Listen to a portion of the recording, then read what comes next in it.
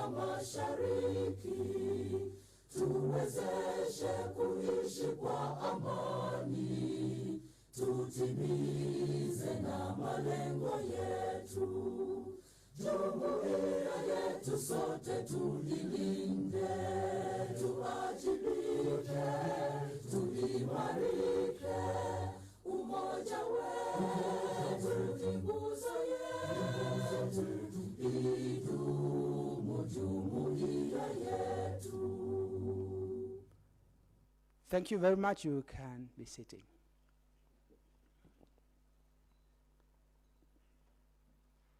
So to start us off, we'll just go through a short prayer, and I wanted to call Virginia to come and take us through a short prayer.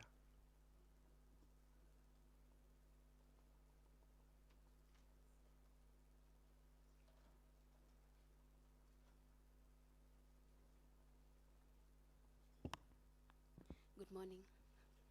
Good morning. Yeah, may we stand for a word of prayer? Let's pray. Dear God, in the name of Jesus, this morning we are so grateful for your love upon our lives. Thank you, Father, because of the gift of life.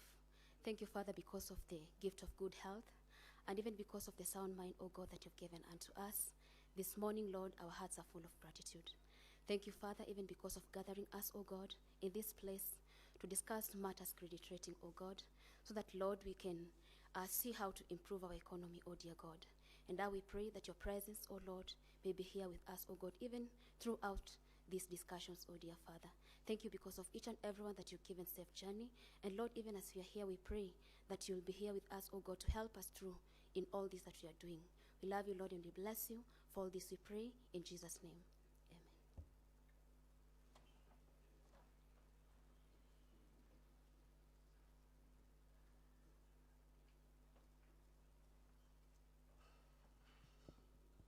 So thank you very much, Virginia, for that prayer.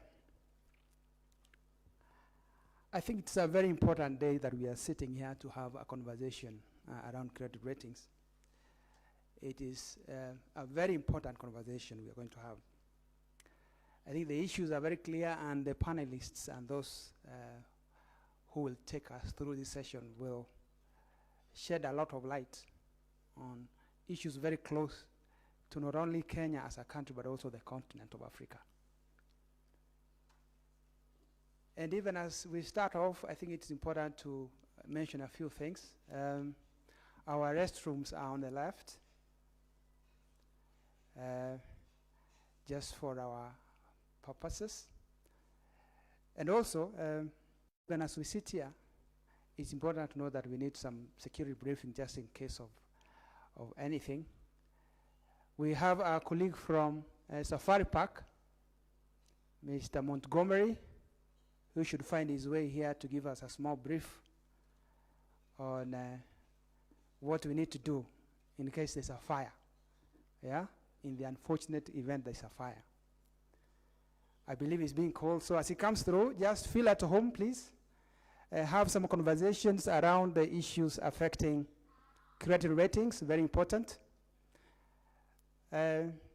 You will get to appreciate why we need to take ratings very seriously. So Mr. Montgomery is coming. You can see he's dressed as a policeman, which is very... Please clap for him as he comes through for us.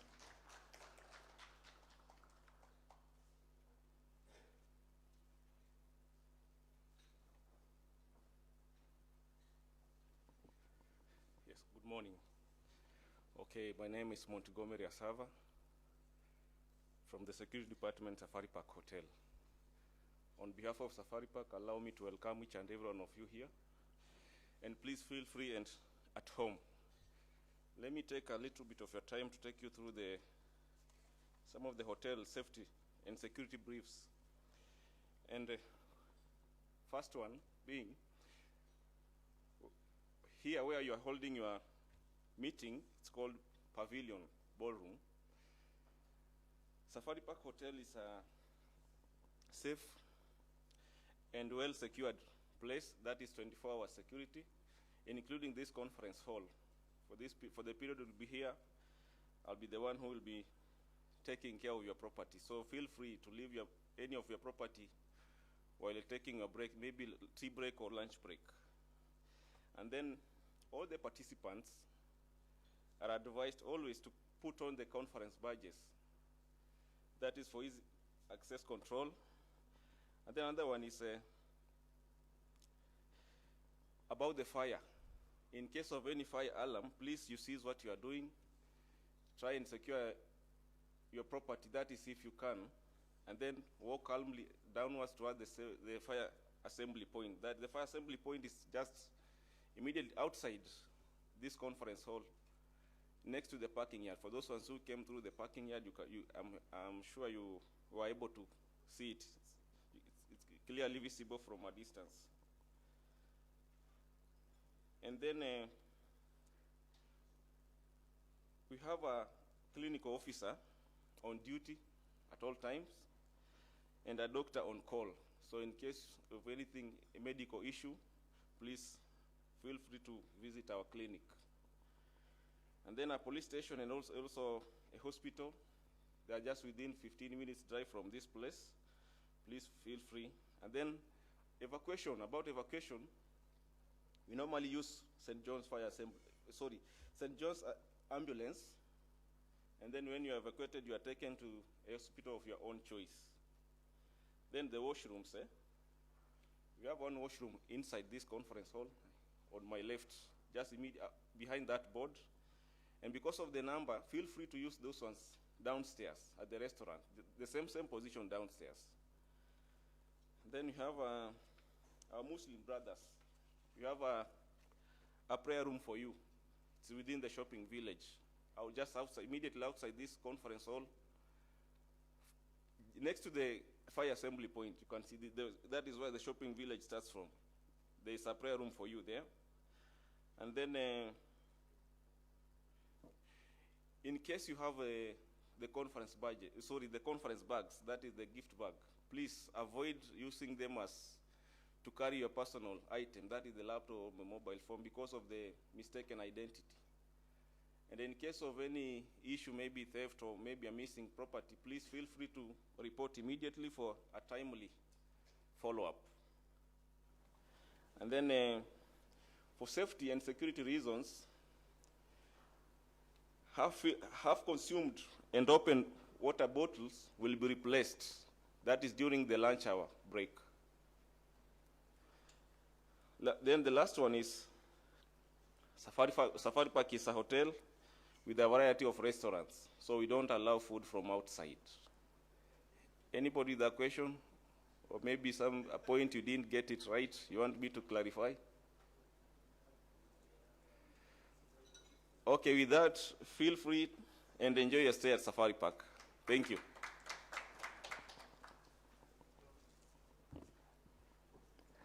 That was very comprehensive, wasn't it? Yeah, clap for him as he leaves, please. It's important to ensure that we are secure. Yeah, so in the interest of time, we would wish to do a very quick round of introductions so we know who is in the room.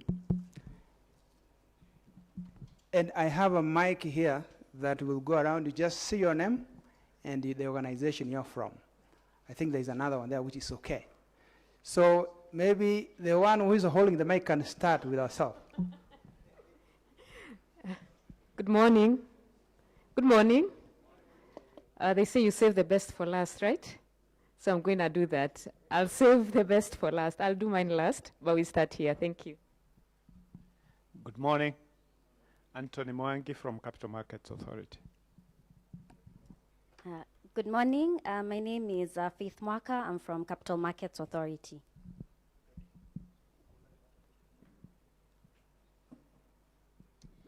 Good morning. Janet Wegoro from Stanbic. Good morning. Tobias Weta from CIS Kenya. Good morning. Brenda Kinyi from B. Agung and Associates Advocates. Good morning. Margaret Njeri, NCBA Bank. Morning. This is Duncan Eli from University of Nairobi.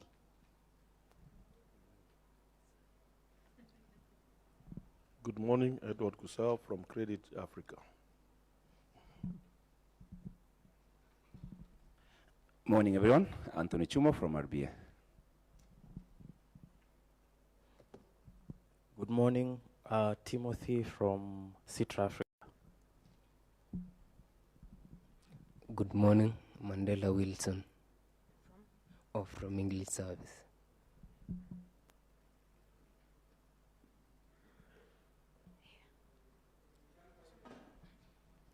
Yeah, you have to shout your name. There are also people who are listening online, so it's better if you put them across with a loud voice, please.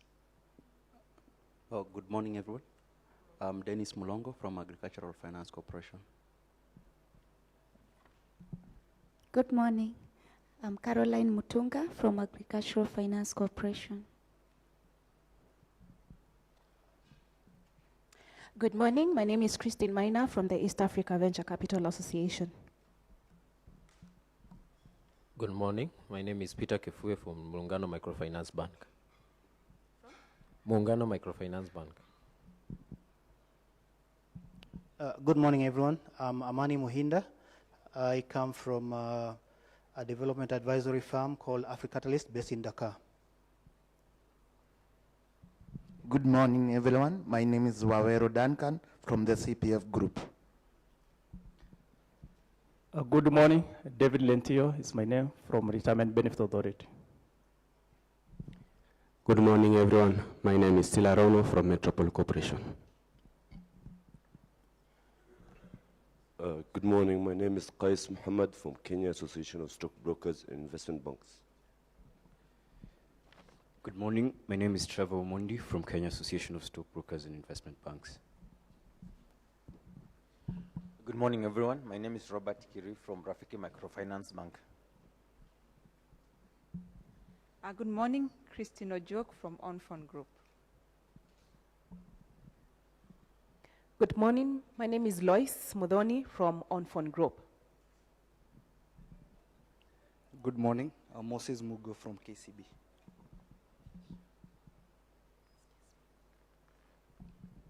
Morning, Okal Ian from People Daily. Good morning. I'm Frederick Moremi from People Daily K24.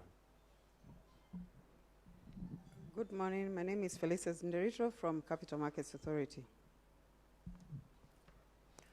Good morning. My name is Alvan Mosomi from Umba Microfinance Bank, formerly Daraja. Good morning. My name is Catherine Benson from SMEP Microfinance Bank. Good morning. My name is Leonard Guchu from Awesome Concepts Limited. Good morning. Douglas Ndego from Premier Bank. Virginia Kagoveri, Capital Markets Authority. I'm Rebecca Mutua, Capital Market Authority. I'm Simon Talam, Capital Markets Authority. I have a team here from Metropol before I come to the guest of honor.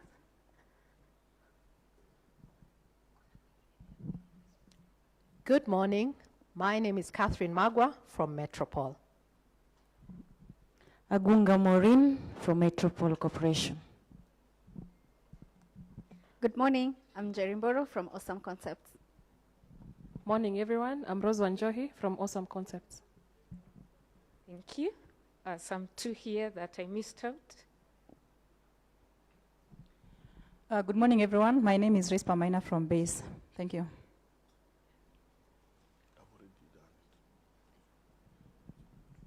Good morning. My name is Wendy Kezia. I'm a journalist. Thank you. And my good name is Patrose Mtugi. I'm from Metropol Corporation. Good morning. My name is James Murigo, Metropol Credit Rating Agency. Good morning. My name is James Kabuga. I'm a finance and management consultant. Good morning. My name is Abimbola Adesheyoju. I'm from Nigeria, and I represent one of the rating agencies in Nigeria called DataPro. It's a pleasure to be here. Good morning. My name is Jeffrey Odundo. from the CPF group. Good morning, everyone. My name is Wycliffe Shamia, CEO of Capital Markets Authority. I think we are happy to have you today here. Feel welcome. Good morning, everyone. My name is Samo Mukoko, Group Managing Director, Metropol Corporation. Karibuni sana, asante.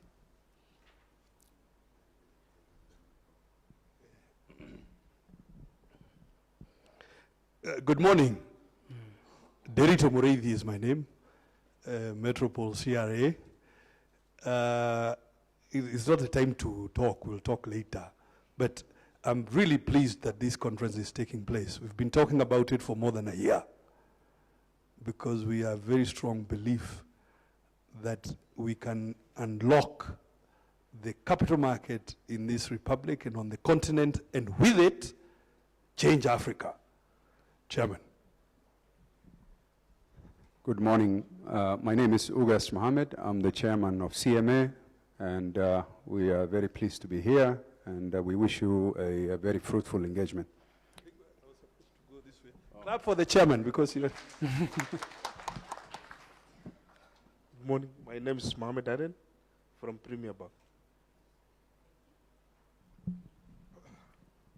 Good morning. My name is Simon Rutega, Diaspora Capital. Good morning. I'm Alex Owino. I'm a consultant. Thank you. Great. Thank you so very much for those introductions. You have to forgive us because we are quite a number, and therefore we had to know who is in the room. So with introductions and having known each other, now we can go into the flesh of the meeting. And to start us off, we have opening remarks and keynote speeches. And those specific opening remarks and speeches will be focusing on one, unlocking long-term capital in Africa. What is the history? What are the lessons? And what is the future? The second point that will be highlighted is the role of credit ratings in economic development. So for the keynote speakers, those will be the key focus areas. Please listen in very keenly, because the points we are going to have mentioned will make part of what we can say will be our way forward. And without wasting much time, I want to welcome Mr. Sam Omkoko, the GMD and founder, Metropol Corporation Limited. Please clap for him as he comes to the stage. We can do better than that. Thank you so much. Welcome, Sam.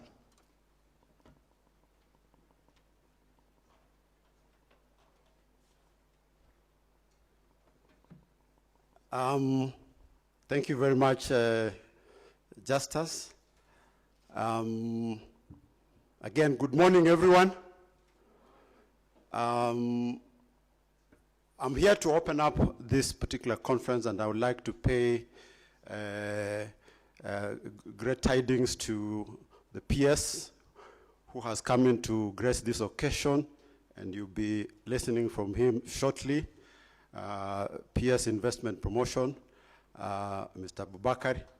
I also want to acknowledge the chair of the Capital Markets Authority, Mr. Ugas Mohammed, Dr. Kili, MD of CPF, of course, Mr. Wycliffe Shamia, CEO of CMA, all distinguished guests who have come from across many parts of the country, and our local interested parties who are invited and have come to grace this great occasion. I say, feel very much welcome, and let's see what happens in this particular session. I would like to, first of all, point out that this area of credit rating is a new area in the Kenyan business environment, and indeed across Africa. We know that most of what has been happening has been in the consumer area, where credit reference bureaus have taken a much bigger lead, and many countries across Africa now have credit information sharing systems which are run by credit reference bureau. But when you come to credit rating, it is still a nascent subject, and therefore it is important that we start conversations about this great area and see its importance in economic development, comparing how Africa is approaching it and how it has happened in other markets. Basically, as Metropol was set up in 1996 as a business information company. We focus on business information, credit bureau services, credit ratings, and credit management services. We've had a journey from 1996 when we were established. In 2006, we pioneered the development of an SME rating tool with a project that was funded by IFC, European Union, and it involved about the participation of about 45 banks across the East African region. In the same year, 2006, we partnered with GCR to develop credit rating in the Eastern Africa region. GCR at that time was the rating company established in South Africa. It was an offshoot of what used to be called Duff & Phelps from the US. In 2011, Metropol was licensed as a credit reference bureau in Kenya, and in 2015, we were licensed as a credit reference bureau in Uganda. But after considerable working with GCR from 2006, Metropol did apply to the Capital Markets Authority for a rating license, and in 2014, we were awarded a credit rating license to start undertaking credit rating. So we set up a different agency that is now within the Metropol group. We're also licensed in Rwanda as a credit rating agency. So that's a brief of who we are. In terms of this conference, the theme is unlocking long-term capital for African economies. And we know, and we'll hear a lot about this, how capital markets authorities across the continent are working together actively to try and avail capital to investing entities, both private corporates and even government.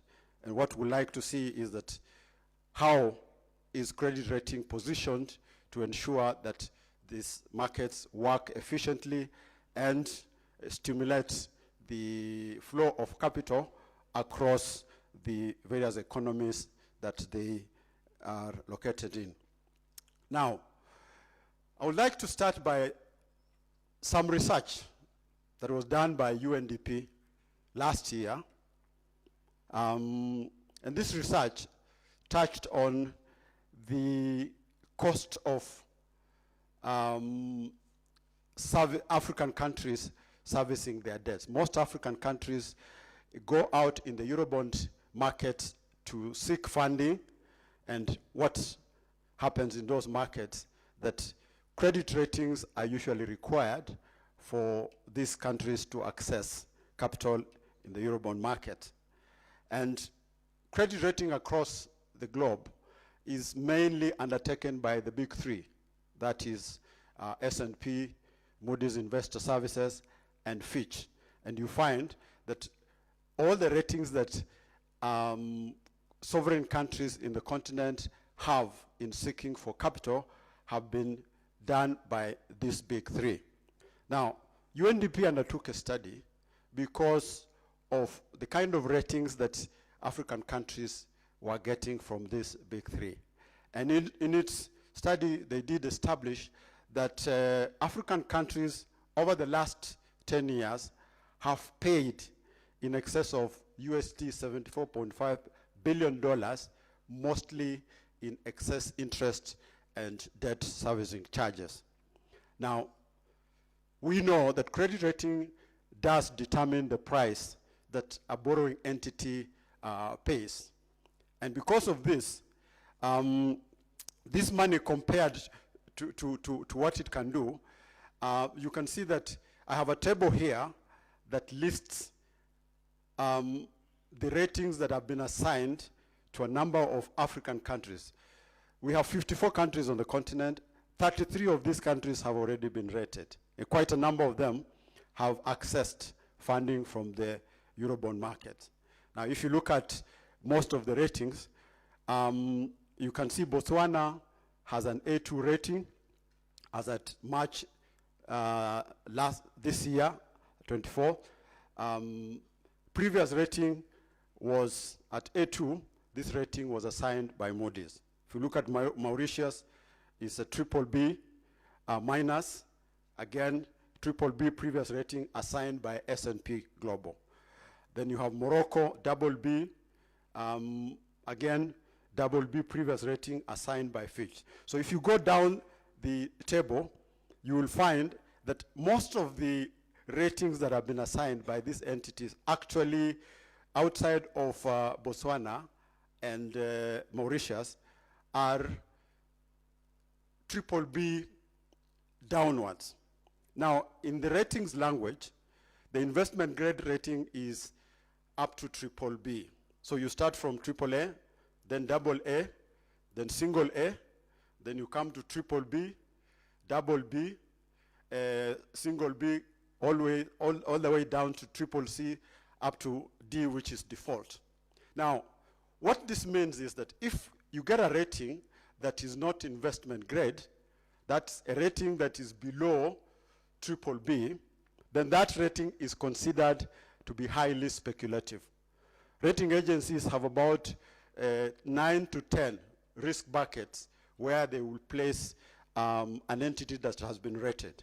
And that placement in a risk bucket defines the credit quality of that particular entity. So you can see that most of the countries on the African continent actually have been placed below BBB, which means many of them are considered speculative. Now, if you are in the speculative category, what that means is that you will have to pay a higher interest rate than an entity that is placed in the investment grade areas. And this is part of the reason that the interest charged and the cost of servicing debt for most of these countries amounts to that figure that UNDP is talking about. If you run a comparative, similar countries in Europe, in Asia, and probably South America, you will find that similar countries probably have better ratings compared to what most of the African countries have been assigned as ratings. Now, this has sparked a debate to say, if these ratings are driving African countries to incur higher interest charges, what is then the solution towards this problem? Now, rating is an expert's opinion about the ability of an obligor, a borrowing entity, to service a financial obligation based on its cash flows and related. So ratings will look at both quantitative and qualitative items. Now, quantitative is basic data, statistics regarding income, regarding investment, and things like that. But qualitative data is assessments of soft issues, like the political situation, the political environment, the social environment, the structure, the institutional structures that are established within a country. All of these, when put together, will constitute what will be the component in the qualitative part. And you find rating agencies will assign weights in terms of how much is quantitative going to be weighted and how much is qualitative going to be weighted. Now, there is no uniformity about qualitative items.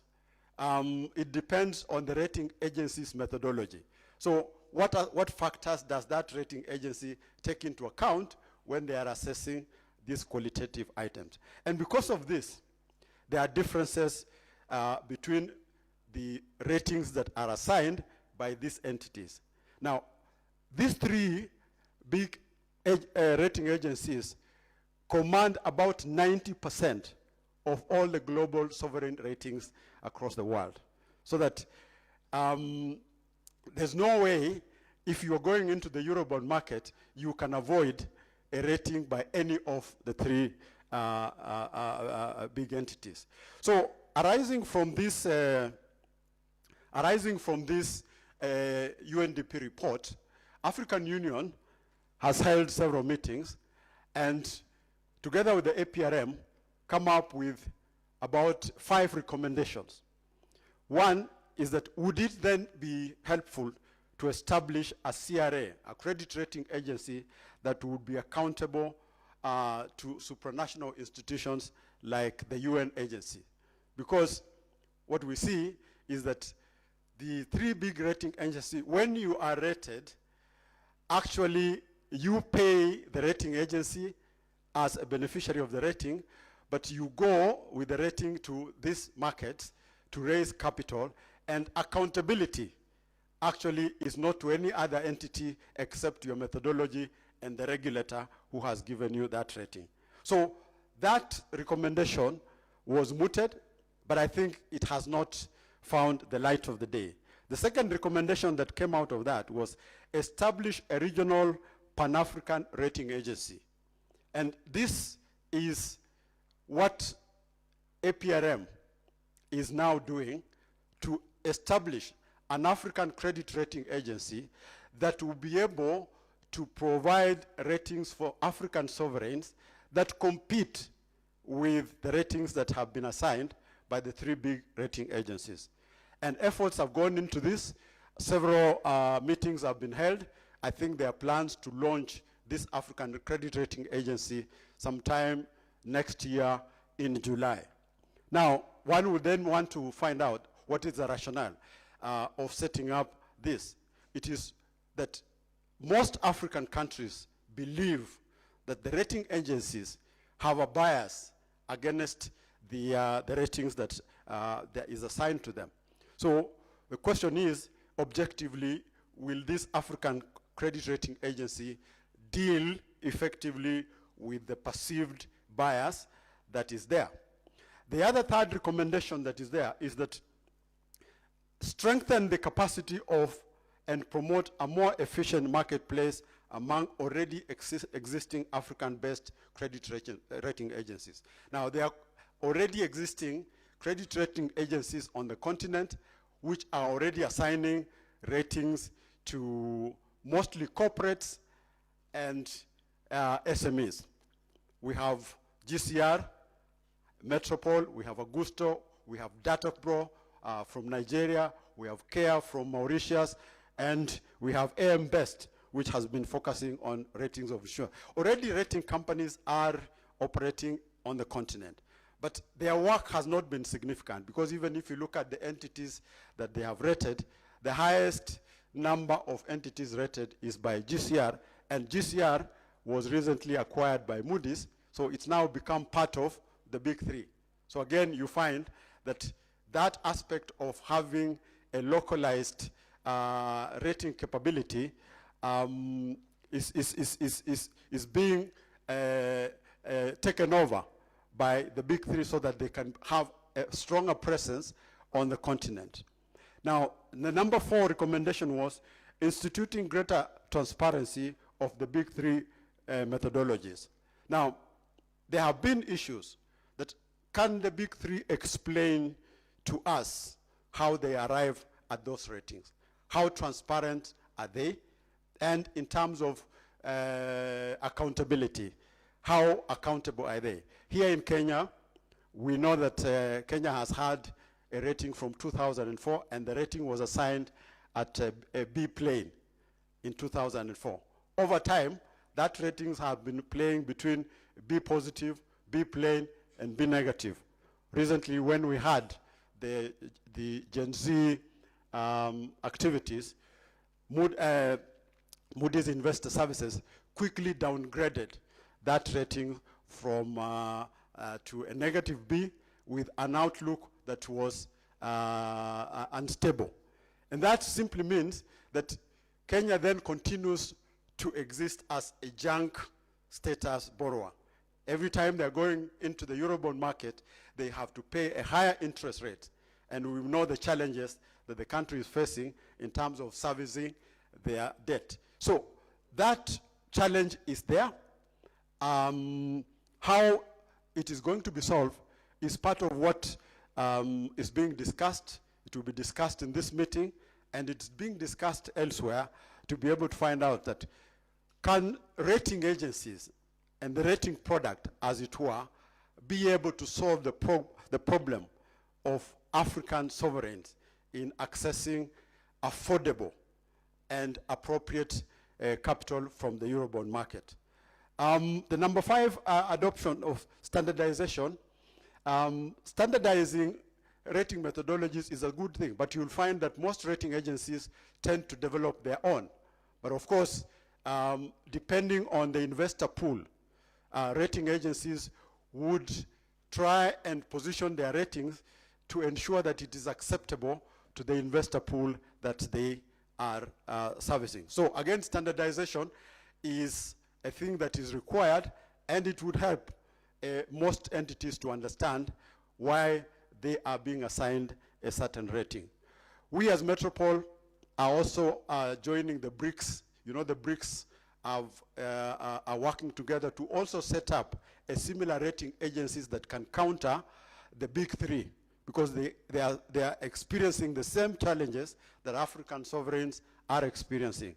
And we're trying to enter into that fraternity. We've been invited as an independent to try and align our methodology to the BRICS countries. Now, you know that South Africa is one of the BRICS countries. Countries like Ethiopia, Algeria are also heading towards joining the BRICS, which means that if that methodology is aligned, then Metropol can be able to undertake ratings in the BRICS countries. So harmonization of these ratings is an important part.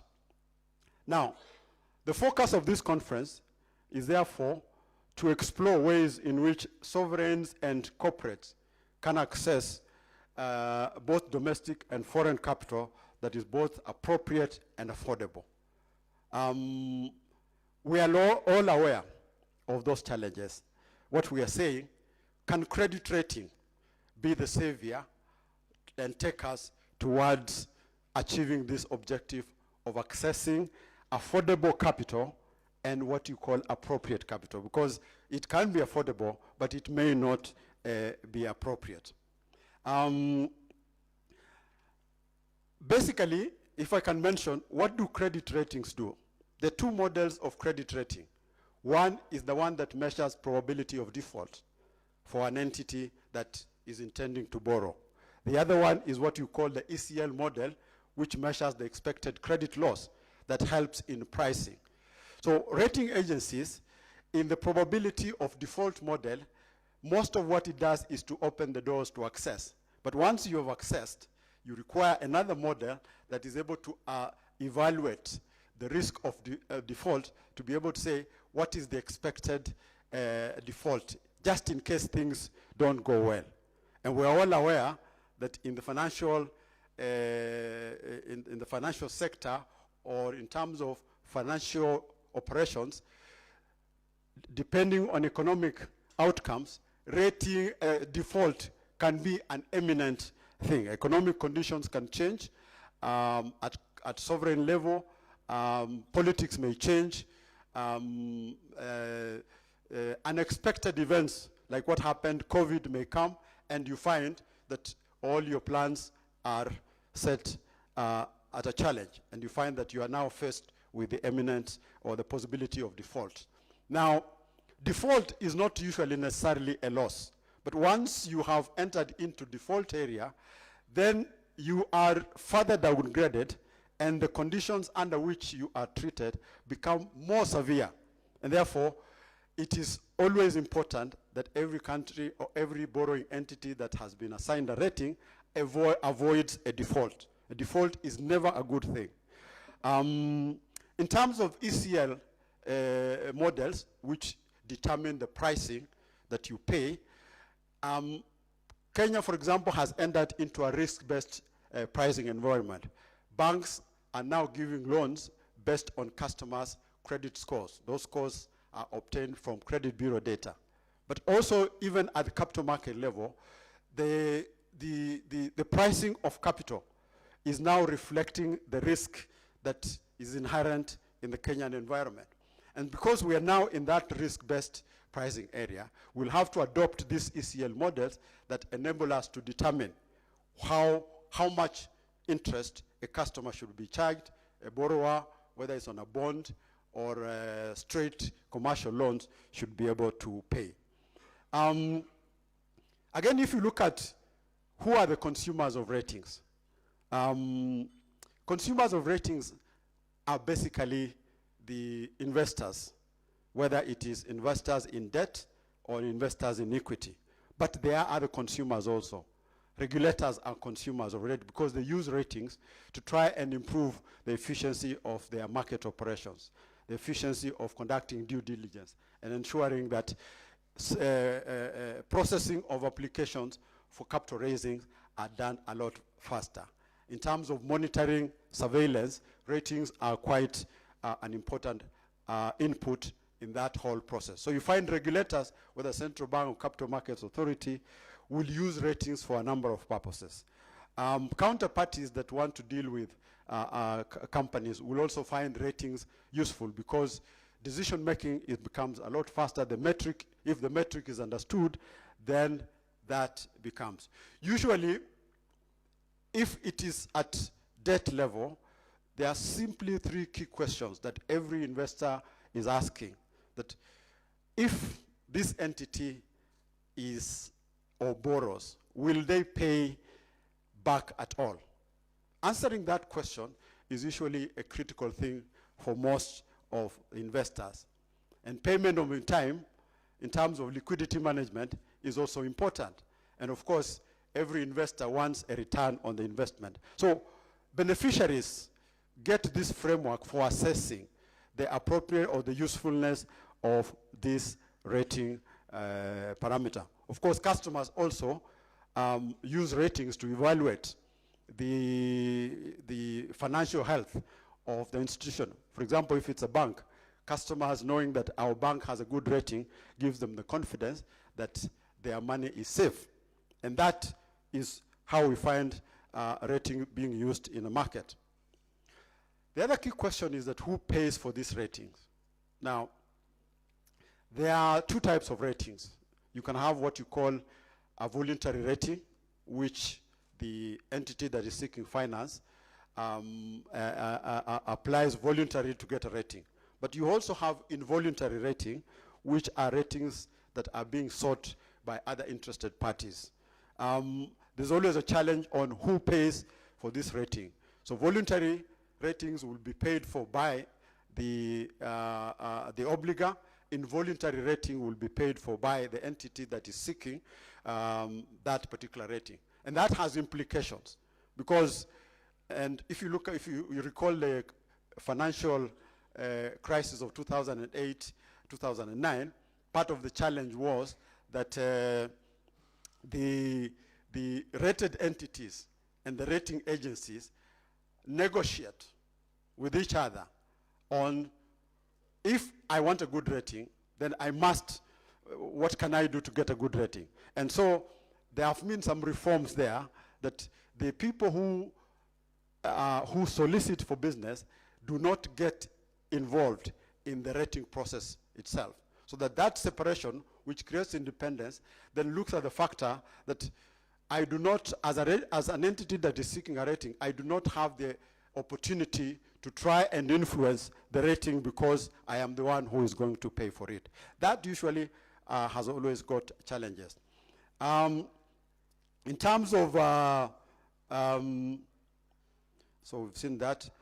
In terms of benefits to regulars, I've also said that. In terms of benefits to an economy, ratings do help de-risk markets, because once most of the entities have acquired a rating, then the general risk in the market is known, and over time, as rating improvement programs come into place, the general risk in the market tends to come down. But risk is a matter of perception. It is the way that factors that contribute to that risk are actually positioned. And but what we know is that whenever there's a rating establishment in an economy, there's more transparency and more understanding about economic activities So lastly, how do we get a rating culture established on the continent? In some African countries, ratings have been made mandatory. If you go, for example, to Zimbabwe, ratings for banks is mandatory. In other North African countries, ratings are mandatory. In our Kenyan environment, ratings are market-driven. How do we get a ratings culture to be established or to become part of the way we conduct business in our various countries?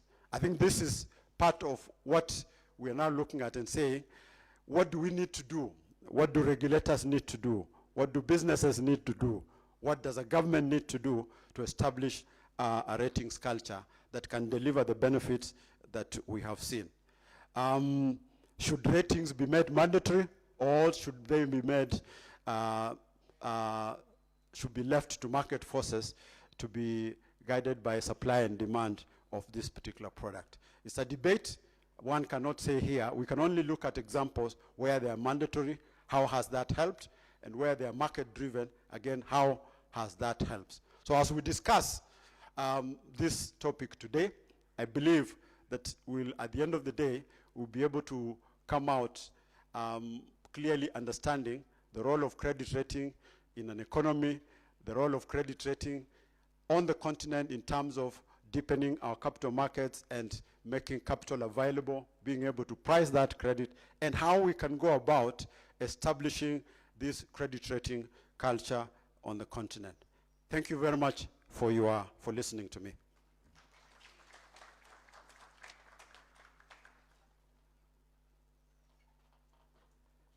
Another clap for him for taking us through credit ratings 101.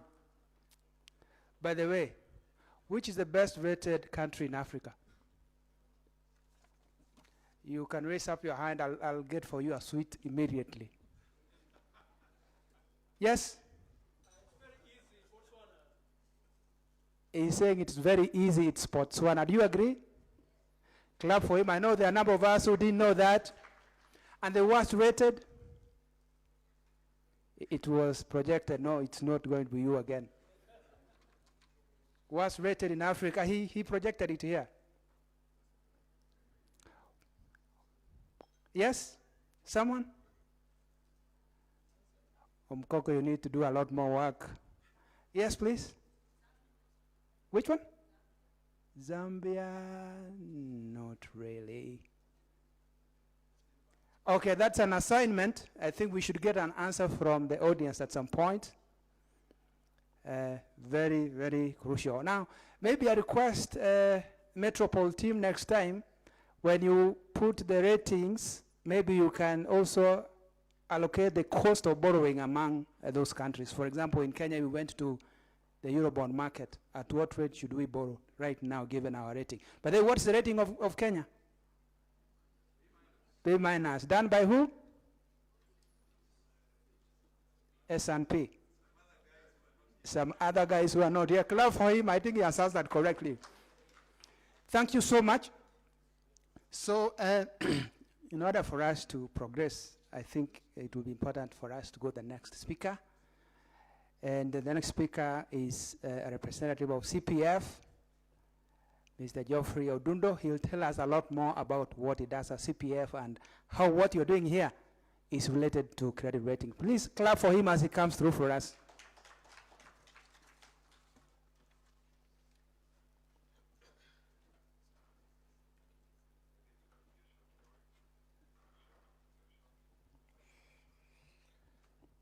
The PS investment promotion, and a good friend of mine, and I know I owe you, Abu Bakr, Mr. Gas Mohammed, the chairman of CMA, Wycliffe Shamia, CEO of the CMA,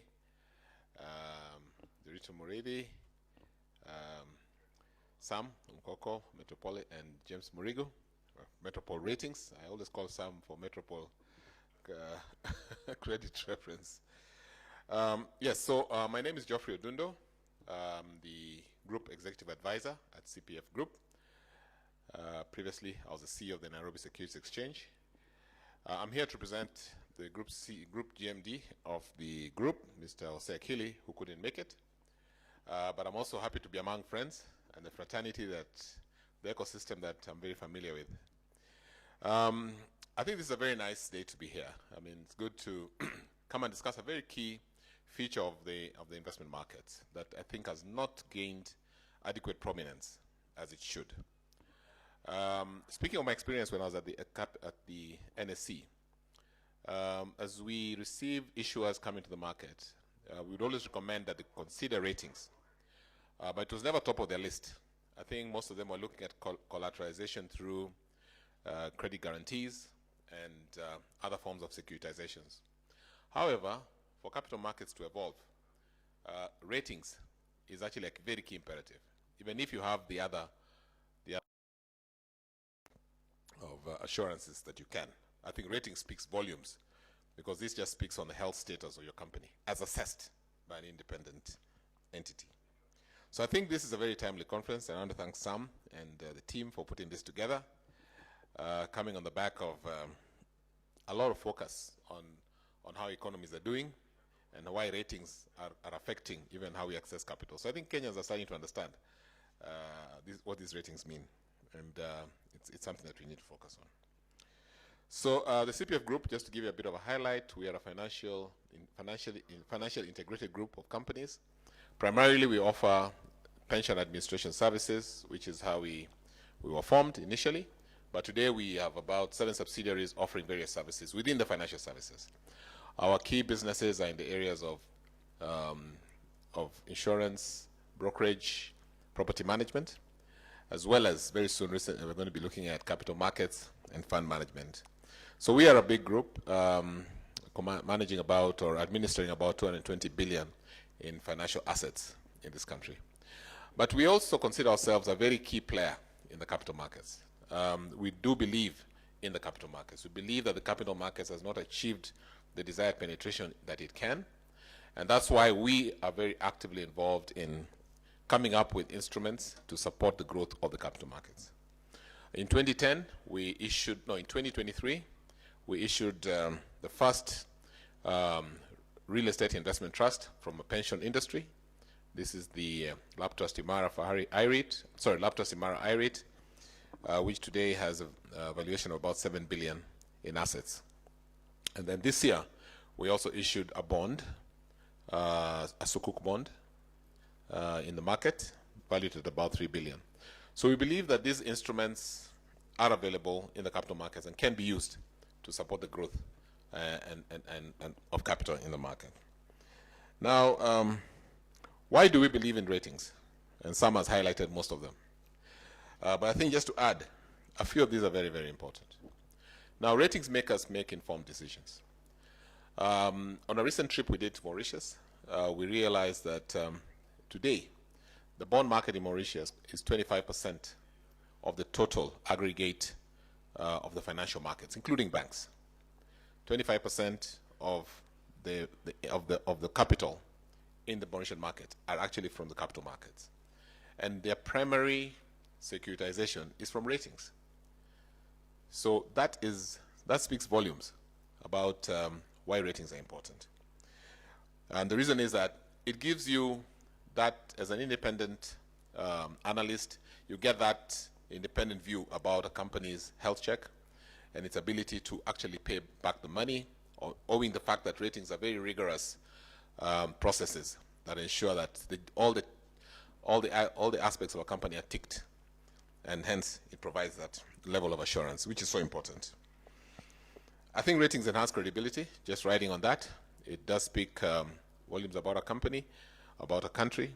You've seen the analysis by Sam and how it affects our accessing of capital in international markets.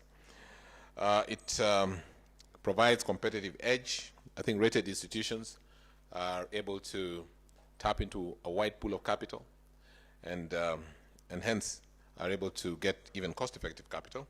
It enhances governance. I think as a rated institution, you always want to do things right. You always want to make sure you're on the straight and narrow and just making sure that things are done as expected by you. And then finally, I think it also grows your business. I think people prefer dealing with institutions that are strong, that are credible, and that can be trusted, and that's important. Now, where do we see the future of ratings in this country? And I'm happy that my friend Ike from Augusto is here. Last year, Ike and my team then, NSC, did a very big rating assessment of counties' potential to access green finance. And I can tell you certainly, when you do those numbers and assessments, you get the real feel of the state of health in counties. So I think it's a very important instrument, even for how the government can use to assess how the counties are doing, and not just rank them on the basis of their own methodologies. I think independent assessors like ourselves can play a useful balance. We think, or rather we believe, ratings will grow the capital markets.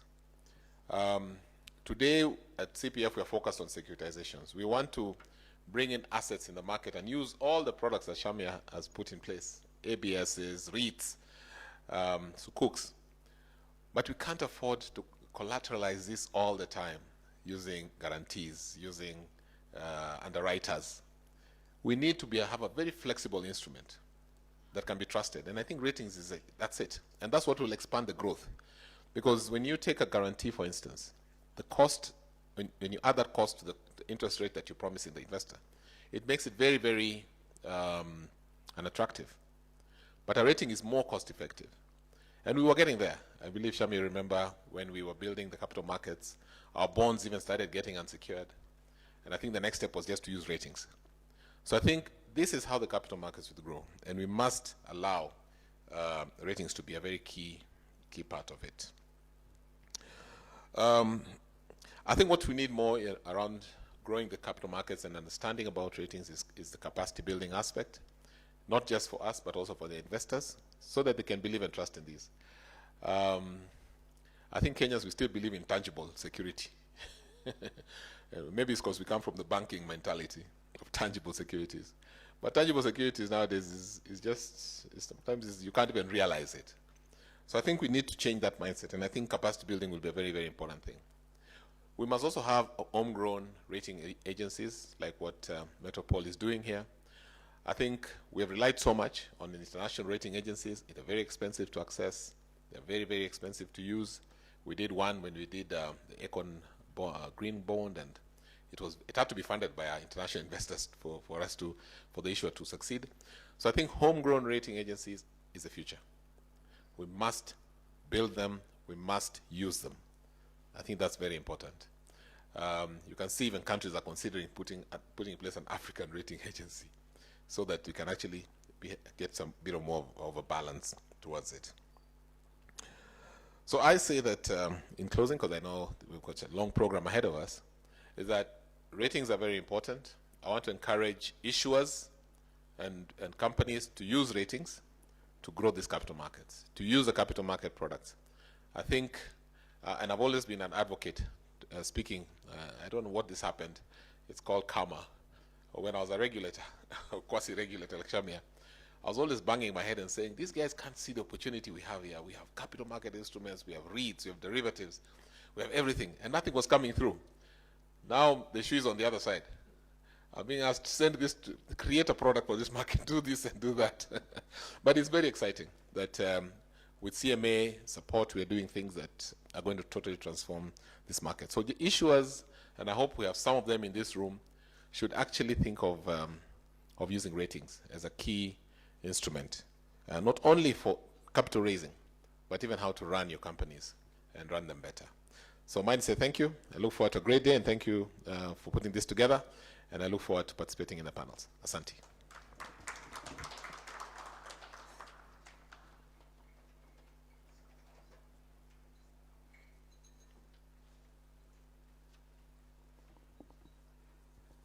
Thank you, Jeff, for all those insights. Please, let's clap for him again for a very good presentation.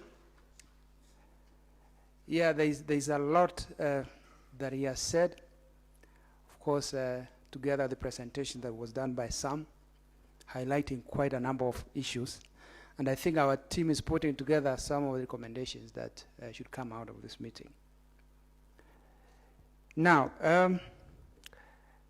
yeah, he was appointed the chairperson of the board of the CMA on February 24th, 2023. He has 27 years of experience in strategic management, leadership development as a specialist. He has worked for, or can I say with, Fortune 500, some blue chip companies, especially in the US. He's a founding member and chairman of the board of global nonprofit based in the US. He is currently in private business, as well as serving as a board chair, not only of CMA and other private businesses, nonprofits, and endowments. Please put your hands together to welcome the chairman of the Capital Markets Authority, Mr. August Mohammed. He will then welcome the PS, so then the PS can give us his guest speech. Asante sana.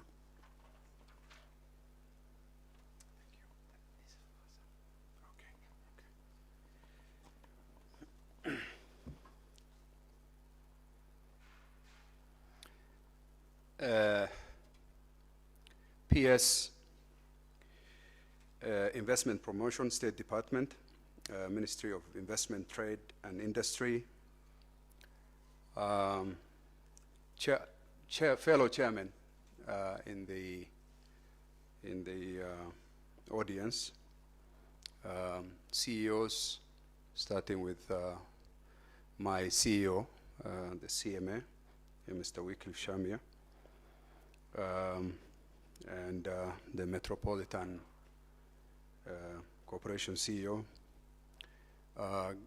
Governor Ndiretu. There are quite a number of distinguished guests here. All of you, of course, are distinguished. Hamjambo. Assalamu alaikum. I hope you've crammed that one by now. Yeah? We want you to, I was joking with Governor Ndiretu. I said, you know, the haram police have been made in charge of credit. I don't know. No, it was just a joke. Thank you very much. It's indeed a great honor that I stand before you today at this inaugural African Credit Rating Conference. Across our continent, several countries face the challenge of debt sustainability.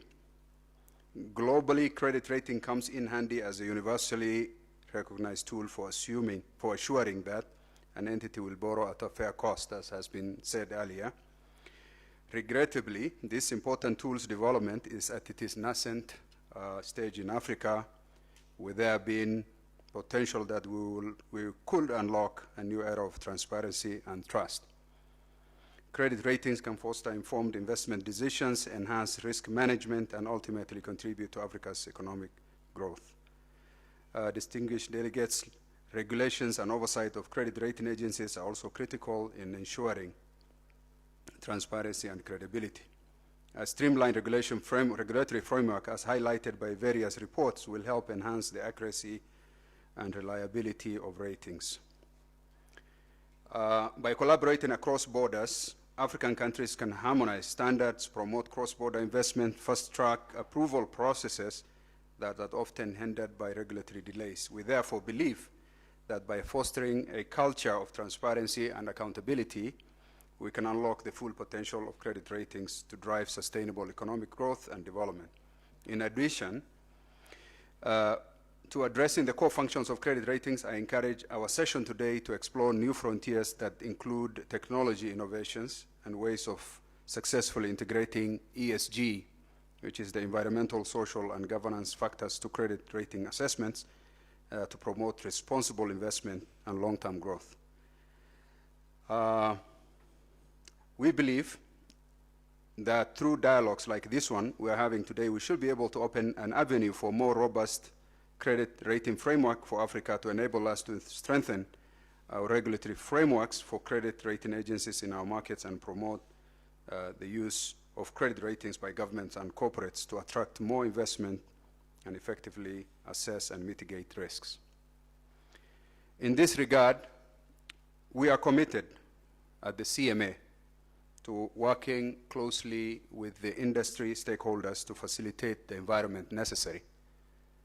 And whether it is on the lobbying side or whether it is on the regulatory side, both of them were ready.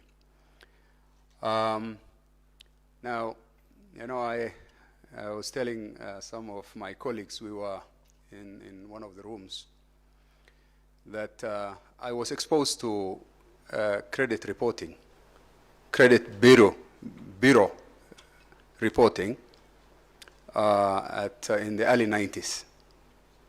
And my first encounter with them was by a friend of mine from Nigeria. You know, I was living in an apartment somewhere in the US. And this guy, he came from Nigeria. And he landed, and we happened to cross paths, so we were helping him settle. So he goes and submits his application to be leased an apartment. And they go in and they do their thing, and they find out this guy is new. There's nothing on his record. So they tell him, no, we cannot lease this apartment to you. Either you have to go get a guarantor, or we are not leasing anything to you. You're too risky for us. And he says, why? I have the cash, I have everything, what is wrong? And they tell him, no, you have no credit history. He says, what is that? He has never heard of what credit history is. So they tell him, no, you have to have taken some debt, and you have to have paid, and you have to have shown this and that. And he says, that's not my culture. My culture is, if you are debt-free, you are a good man. If you have debt, you should not even be allowed to marry the daughters. So there's no way. What are you talking about? Must I be in credit? Must I have to have debt in order to have credit history, or credit for that matter? And for you to allow me, he could not comprehend. It was one of those very challenging situations. So, you know, and we were talking about the culture of credit, and generally how it needs to be mainstreamed in our society, so that now you base, you know, maybe even get your daughters married, you have to bring a credit report, right? Something, you know, I was saying is a bit extreme, but it's something worth considering, because if you have no financial behavior, what makes you think that you will have marriage behavior, you know?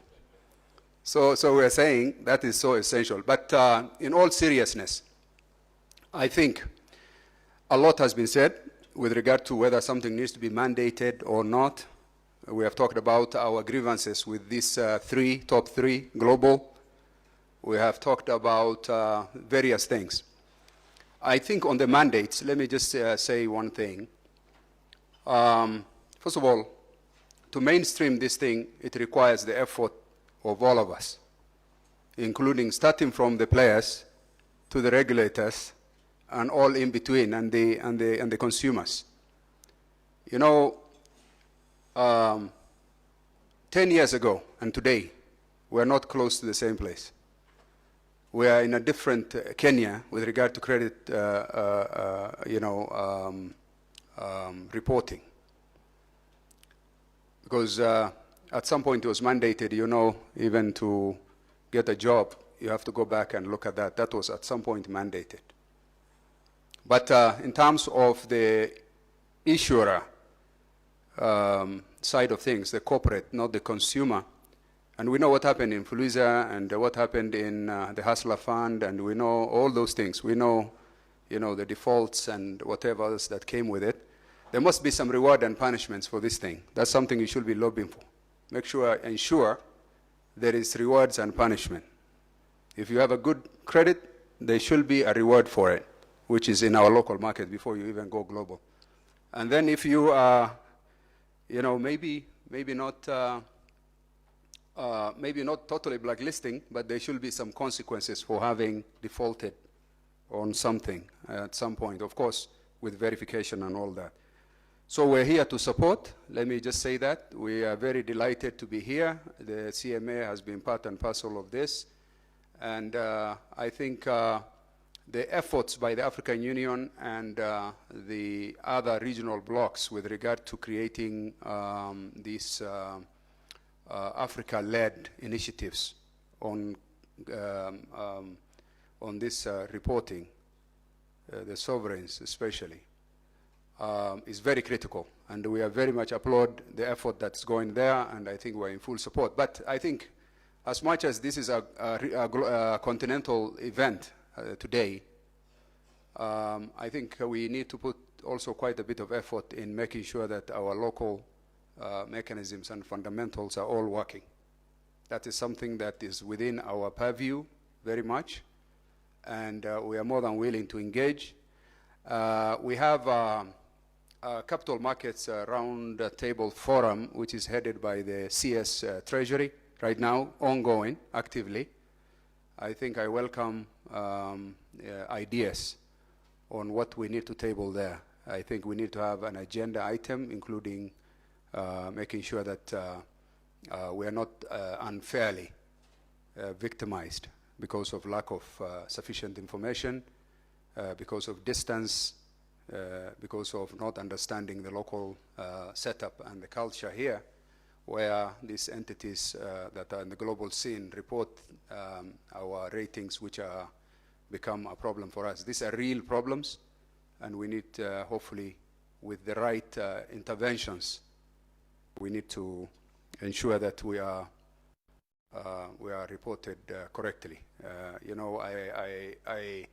We had a session by ISSB president with the President of the Republic of Kenya a few months back in State House, and the President made it very clear that the assessments that are being done on our economy and the the size of our economy, our assets, our liabilities, our natural resources are not being depicted correctly.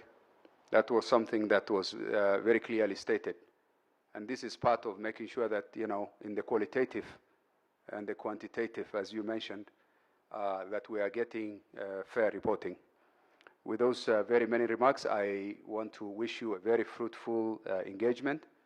And I just want to let you know that we are fully committed to supporting this nascent industry in our country, as the CMA and the government as well, so that we can push and mainstream credit reporting and use it for our financial credit needs.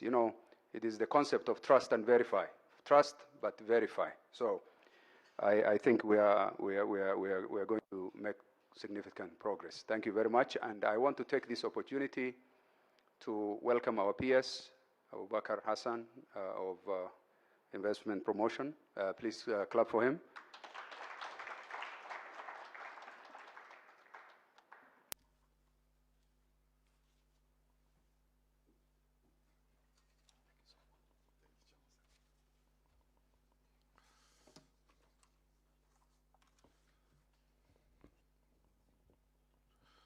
Chairman of the Capital Market Authority, Honorable Ugas, Governor Nderitu, Chairman of representing various other institutions, CEOs of Metropol Corporation, CEO of Capital Markets Authorities, and other CEOs, distinguished ladies and gentlemen, good morning.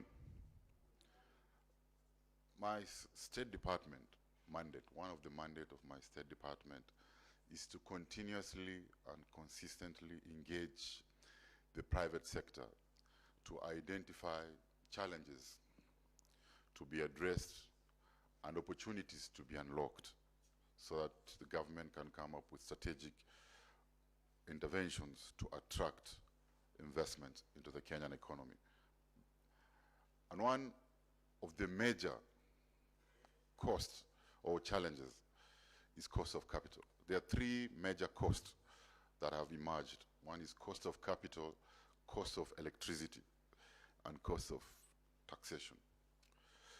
And we believe that the only way to reduce the cost of capital is to embrace the credit rating regime. This administration came into office on an economic transformation agenda. And though there are three economic deficits that we are trying to transform, that is savings to investment deficits, the fiscal deficits, and the balance of payment deficits. For us to transform those deficits, we need proper investments. But for investment to take place, there is need for investment financing. So investment financing to be unlocked and to speed up the approval process of that money, we believe that credit rating agencies play a good role or a greater role in managing the information asymmetry that the financials, that impedes the financial before the capital flows to the investee. So this is a challenge to Capital Market Authority to see how we are going to inculcate this culture of embracing the credit rating regime. Either we adapt to it or we adopt to it. However, we need to take cognizance of the conduct of these credit rating agencies to avoid bias. And I'm glad to note that CMA has come up with regulation as a step in the right direction. We need to focus especially on those credit rating agencies who are giving unsolicited credit rating on our sovereign, and to see how we can mitigate that risk. And it is in that regard that I'm happy to be part of this esteemed conference seeking to demystify credit ratings and their significant influence on the economic landscape of countries across the globe.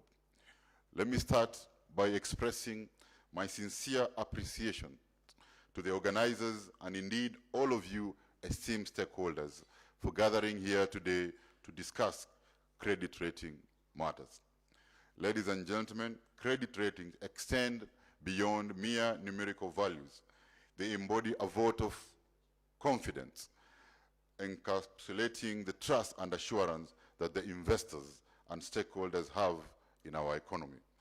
Credit ratings, therefore, play a pivotal role in determining an entity's ability to access global markets and obtain favorable financing conditions. Ladies and gentlemen, for Kenya, sustaining a strong credit rating has been a crucial element for our economic development.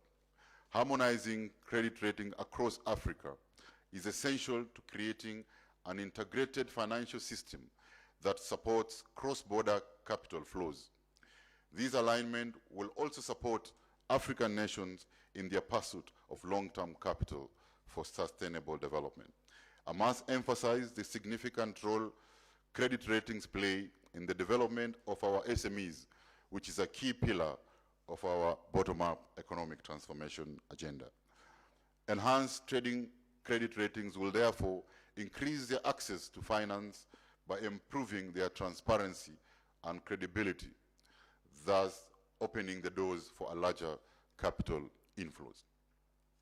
We acknowledge that regular assessments conducted by credit rating agencies play a crucial role in identifying weaknesses and opportunities for improvement, enabling us to implement proactive strategies to strengthen our economic resilience. As such, the government is undertaking significant measures to elevate our country's sovereign credit rating through prudent fiscal management, structural reforms, and targeted investment in critical growth sectors, including the expansion of our foreign reserves. In our forex reserve stocks, there are 4 major ways of building this. One is on attraction of FDI. The second one is on increase of forex of remittance from abroad. The third one is increasing our exports, and the fourth one is on tourism. On tourism, you can see what the president has done.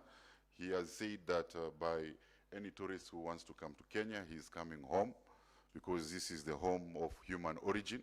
This is where humanity began, and he has removed all visas requirement so that we can increase that part of forex stock. On the issue of exports, the president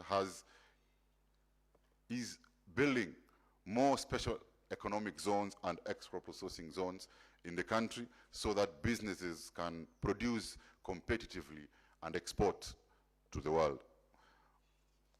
On the issue of remittance, diaspora remittance, through our program of exportation of labor, right now we have our remittance is around $4 billion. Our target is to take it to $8 billion through this mechanism of exportation of more labor to the foreign countries so that they can remit more to Kenya. And we are targeting that out of that remittance, at least 50% should be investment, not for consumption. As I conclude, I reiterate that the significance of credit ratings in the context of economic development cannot be emphasized enough. As a matter of fact, ratings will continue to play a crucial role in attracting investment, lowering cost of capital, and creating a stable economic landscape.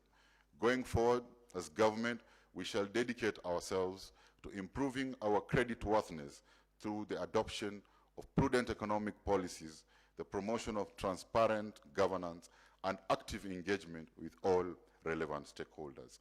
I therefore urge each of you to engage actively in today's discussions, as your perspectives and experiences will be vital in our efforts to bolster the continent's economy and improve our credit rating, thereby ensuring recognition and support from local, regional, and global investment stakeholders.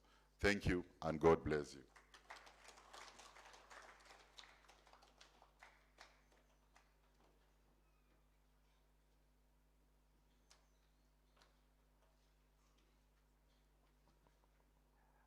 Another clap for the PS for those remarks. Yeah, we wanted to have a brief session of taking 2 or so photos. The first photo will be, if you are sitting on a table that is written reserved, you will be the first one to take a picture, and then thereafter we'll have a photo for all of us. And I would ask our photo person, where are you? Please come to the front. Okay, our guests, please, you can come and we can take a picture here in front.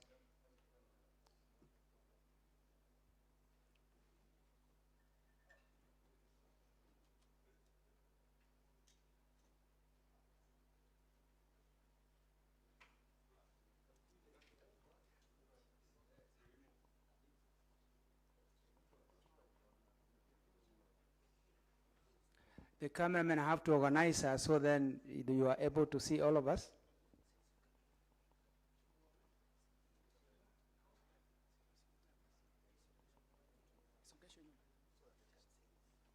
Just hold for a moment so they can move the lectern.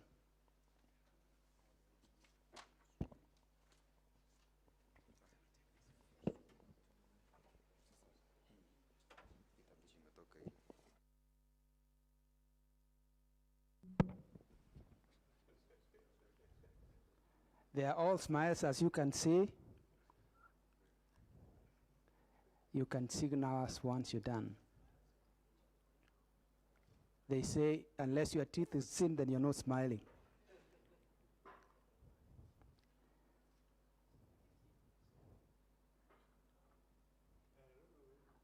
Are we okay?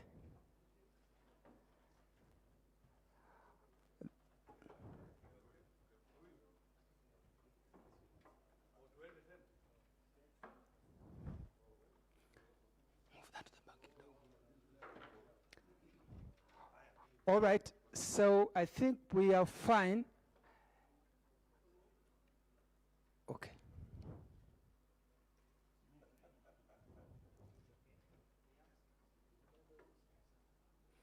If you are at the back, please move so then it doesn't look a bit complicated. Are we done?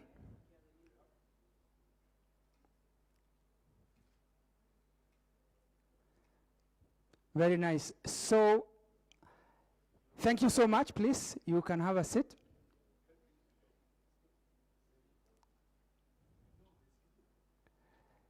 Now, in the interest of time, we are going to fast forward.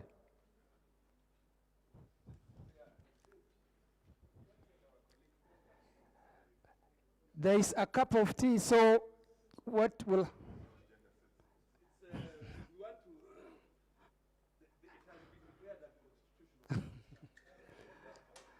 Okay.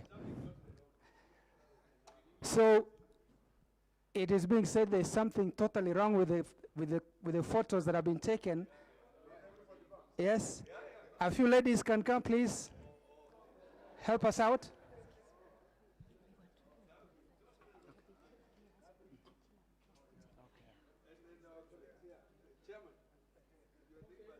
Okay? Janet, where are you? Clap for Janet now that she's come. Clap for her, please. She's a... Oh, there are more. There are more coming.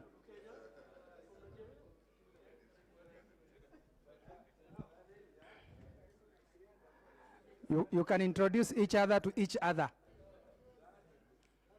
Is that better now? Very good. So now they can manage to smile even better.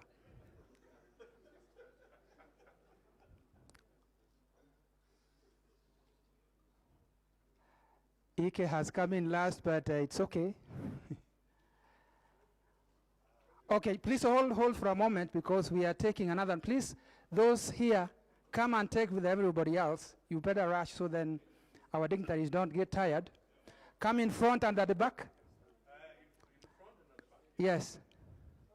The faster you do, the better because you'll save us a lot of time. If you are sitting, then you need to come to the front, otherwise I'm going to mention your name. This will be one of the best graduating pictures in 2024.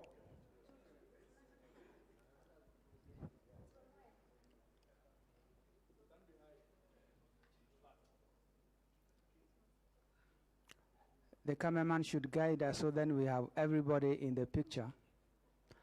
Apart from the MC.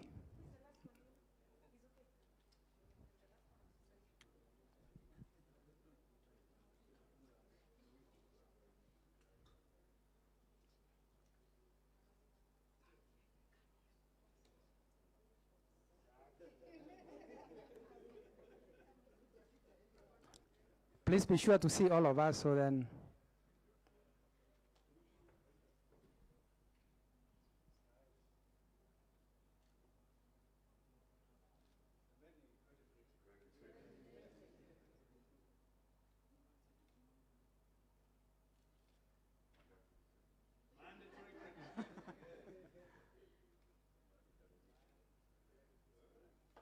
Thank you very much.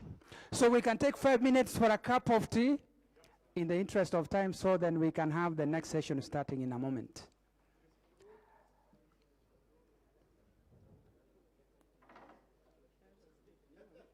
I got that approval.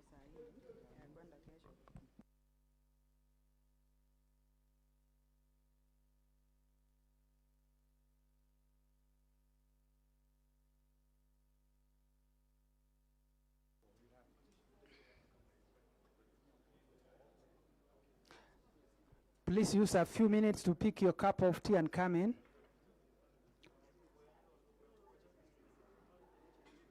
And for all of us, please don't go until we are done with this.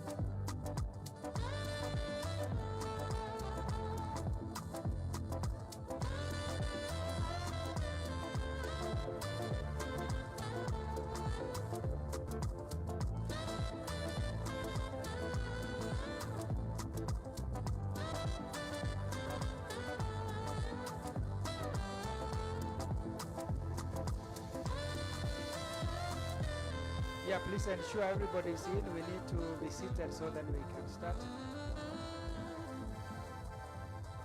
We only have 1 minute to start off.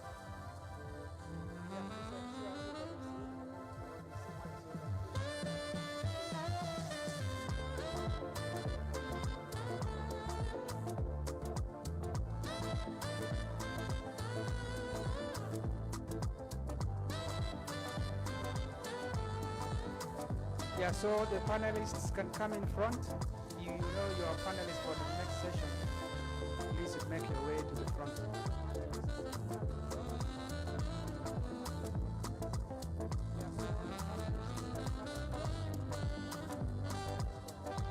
Yeah, so we are just about to start. Maybe the music can go. Yeah, so thank you.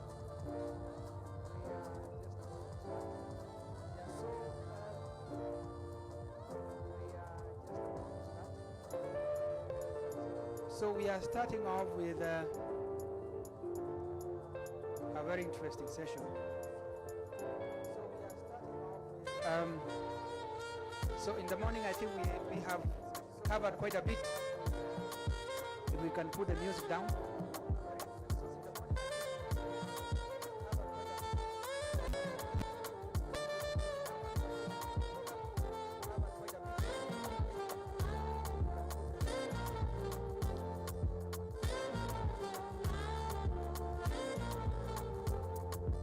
Great. So as we put the music down, we are going to start. Thank you. So the next session is going to be one of those very interesting ones. I think we have laid the ground for the discussions around credit ratings and what they mean for this market, and perhaps what needs to happen. I think the most important thing is to go clear points on what needs to be done from today on. Yeah, so the first panel conversation we are going to have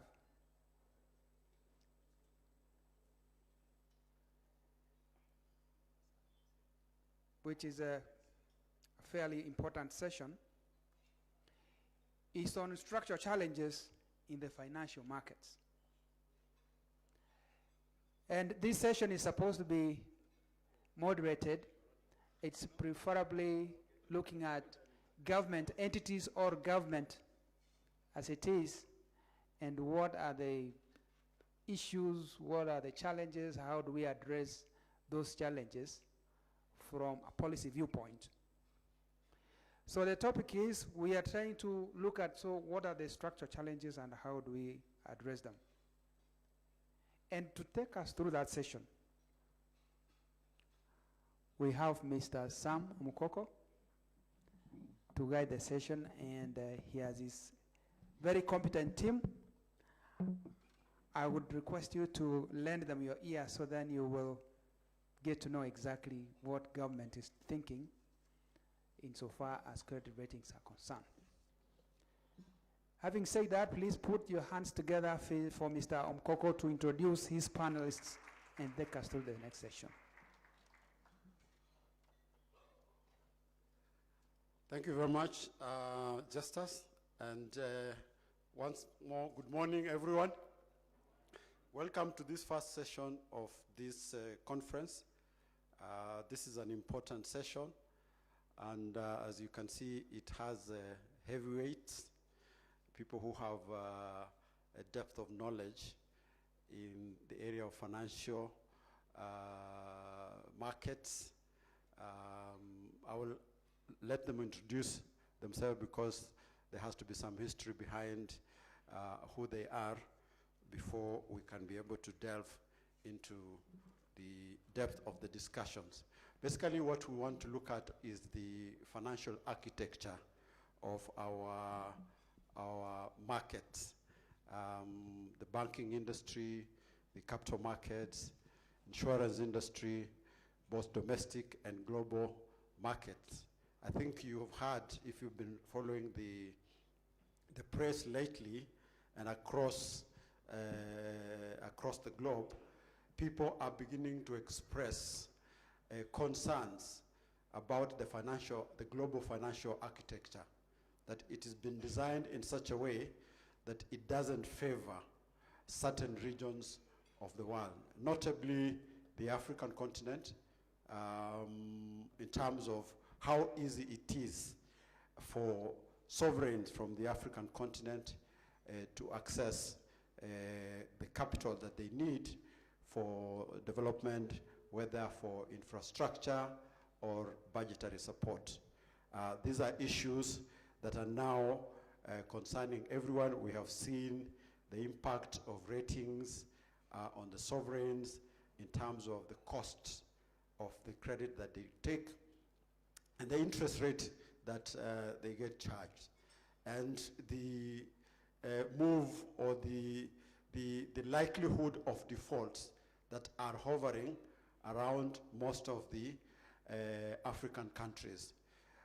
How can the global financial infrastructure be redesigned or re-engineered to ensure that it can accommodate the needs of these sovereigns on the African continent?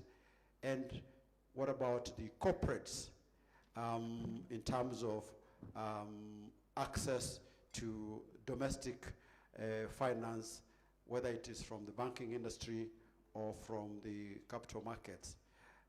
There's the element of government going to borrow from domestic markets and the tendency for them to crowd out private sector in terms of looking for access. So those are the issues that we'd like the panel to look at, and may I have the opportunity now to ask them to introduce themselves before we get into the depth of the discussion. Thank you.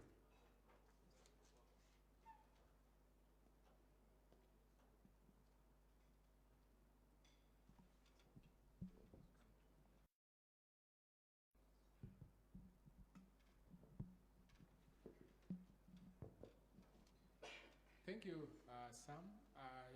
I guess first we introduce ourselves. My name is Wycliffe Shamir, CEO, Capital Markets Authority.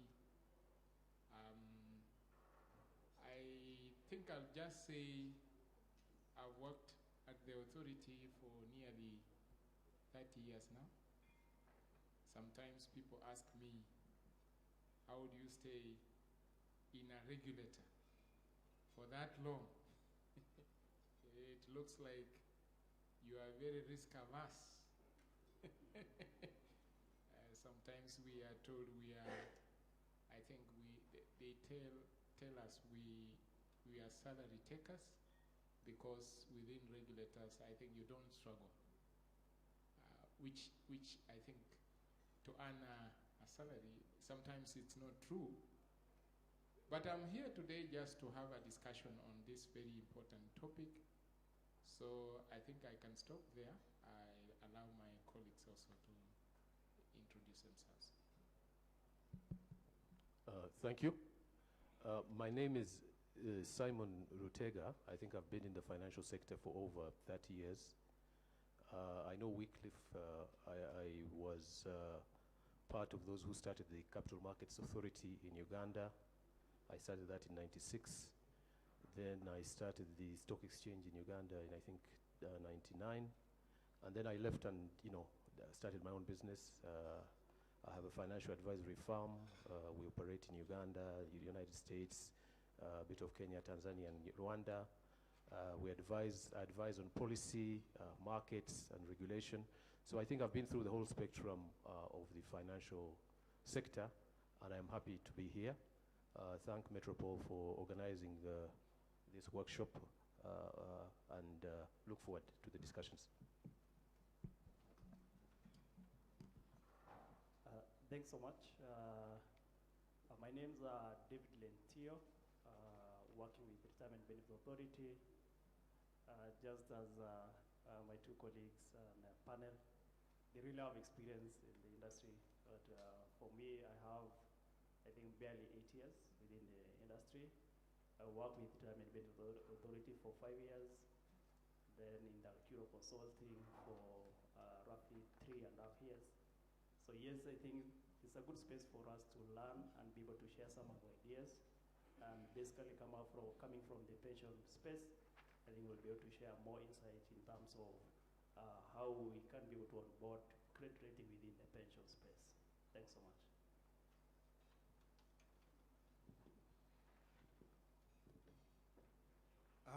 Thank you. So, just to kick off our discussions, to pick up on current issues that are being discussed in many of the conferences across the globe, there is a consistent complaint from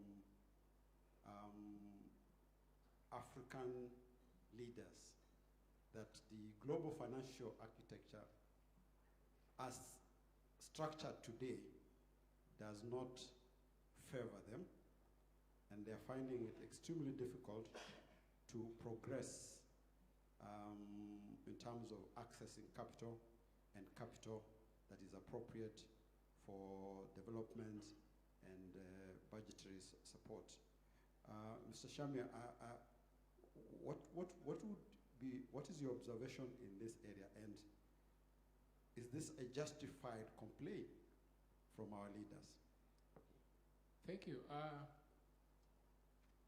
I think at personal level, I feel it is a serious concern, because when you speak about international financial architecture, I think you're looking at the governance structures which are in place just to ensure we have the financial stability which is good for everybody. But I think we have a problem in how those structures have been put in place, because you start thinking at who then plays which role within this ecosystem. Of course, we know you then start looking at institutions. We know the World Bank, the IMF, and the similar institutions, UN. Of course, you come down to regional groupings that just ensure there is stability, Financial Stability Board and others. Then, of course, you have standard setters. And then particularly, governments must play a very important role within this ecosystem. But I believe it also depends on which governments. Then, of course, we have seen debt clubs, Paris and others, trying to ensure, of course, as we talk about debt, stability is in there. I think when I look at these institutions and how they sort of course, forge the issue of stability, there is an assumption that I think what they are trying to do to guide everybody else is good for everybody. And therefore, the policies which they front would in most cases disadvantage others, especially African countries, because we are at different levels, we have different interests, and in most cases we may not be on the table to have those discussions when they are having them. But particularly directly, of course, when we speak about the cost of capital, especially because these institutions then make very serious decisions and influence on who can access this capital. I think most of the African countries have become victims, because even when you get the funding, it comes with very stringent conditions, and we all know. I think if you listen at to discussions at even AU, and today you've spoken to it, Africa feels like usually they are left out. There could be other regions within the world, but I think particularly for Africa, sometimes the decisions they make would be very unfavorable. I was just looking at the last meeting where our own president has made a very strong case that the first world must be very careful as they set the pace in terms of who can access the capital everybody is looking for. Because otherwise you run a risk of having certain jurisdictions, certain parts within the world which will be forgotten as we know it today. So it is true, and we see what has happened in most of the jurisdictions. We spoke about the issues of unsolicited ratings.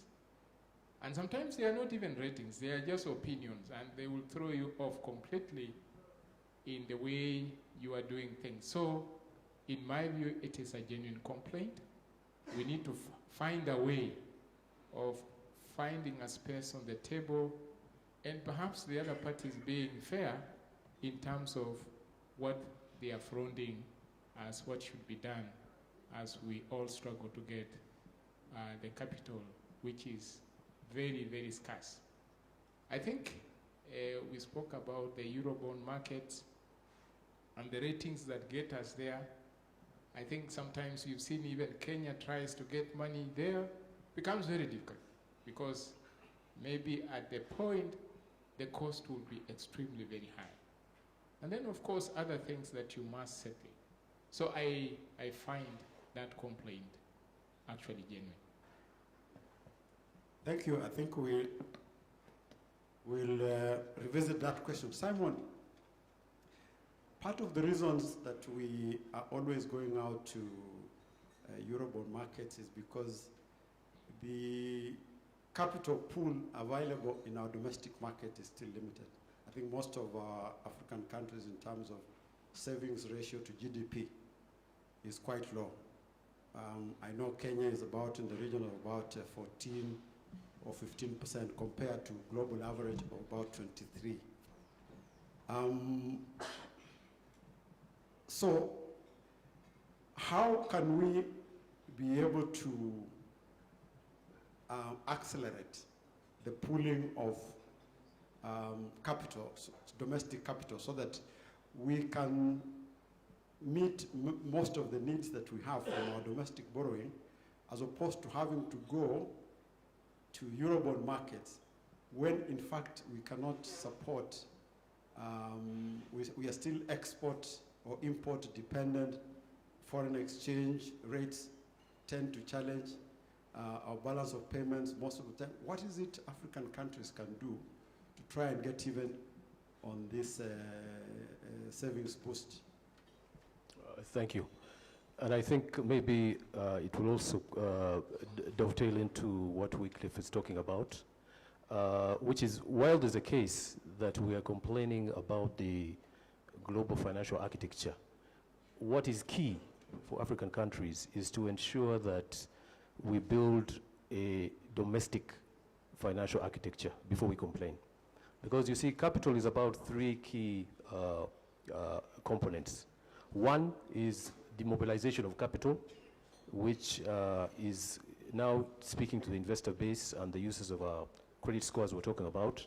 And you will mobilize capital both in small, medium, large sizes, depending on who is raising the capital, who is the issuer and the institutions. The second one is the allocation of this capital. This is where I think we have had a problem as African countries. This is the allocation of this capital to productive enterprise. And the third one is the monitoring and evaluation of the capital. This is the project management. I always come back to number two, the allocation of capital, as the basis for mobilization of capital, access to capital. And I've had this story, I remember in Uganda when Eurobonds were the fashion, because the rates of the interest rates had gone down. And I remember there was a meeting we had with the minister and His Excellency, and we were ready to go to the Eurobond market. But I asked one question: what is the use of proceeds? What is this money going to do? And that question, we realized we were not prepared for the utilization of proceeds. So until we understand what we need the money for, that will determine the cost of money and the appropriateness of capital. Once we get our ecosystem working, then we can start talking about the appropriate institutions and the appropriate capital that has to be raised in the market. Yes, we have not had deep savings because our capital markets industries are nascent. So clearly we shall need capital to come in, whether it's FDI, whether it's remittances, or whether it's loans. But until we fix our architecture and ensure that it is robust, then we will not be efficient in realizing which is the appropriate capital. So today you have cases where we have debt sustainability issues, and you realize that part of that problem is the utilization of what we have raised.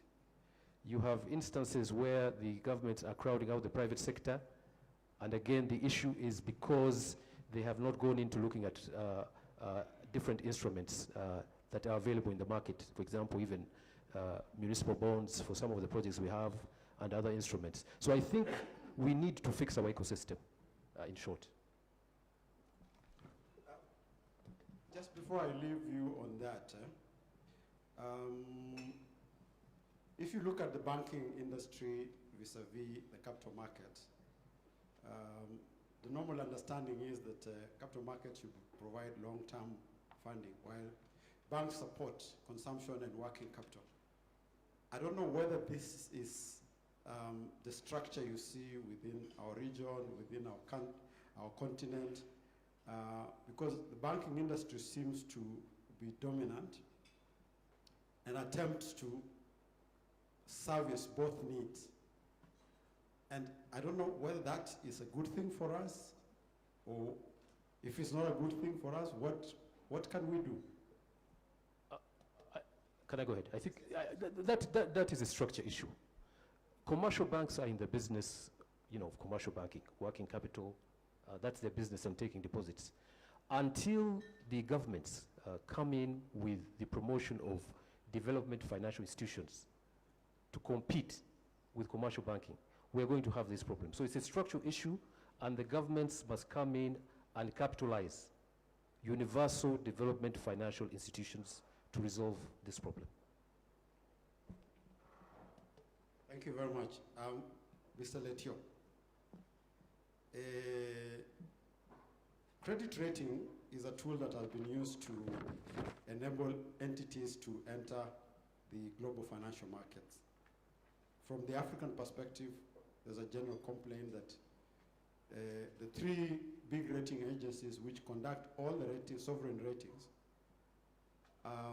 have shown a bias. Is this something you agree with, and how do you think we should deal with this kind of perception if we are going to move forward and access capital from these Eurobond markets? Yes, thanks so much for that question. And what I say is that, yes, in terms of credit rating, this is one of the tools that you can be able to use to inform or making investment decisions. And looking on the credit quality, looking on the credit worthiness, and this what at the end of the day, it will be able to inform whether, yes, is the investment vehicle which I will be able to invest in, is it credible enough? So to improve some of the form of credibility, then it means even the way you grade or you downgrade some kind of entities, you'll be able to impede some form of investment in terms of maybe the corporate bond or even in form of other fixed income securities. So at the end of the day, what we are saying is that if we have some form of bias for where you'll be able to downgrade some entity, for where maybe in form of maybe pension fund want to invest in a certain corporate bond from such entity and they've already downgraded, then at the end of the day, the consequences is that even those investors who are investing within that bond will be able to be reciprocated by giving a higher yield.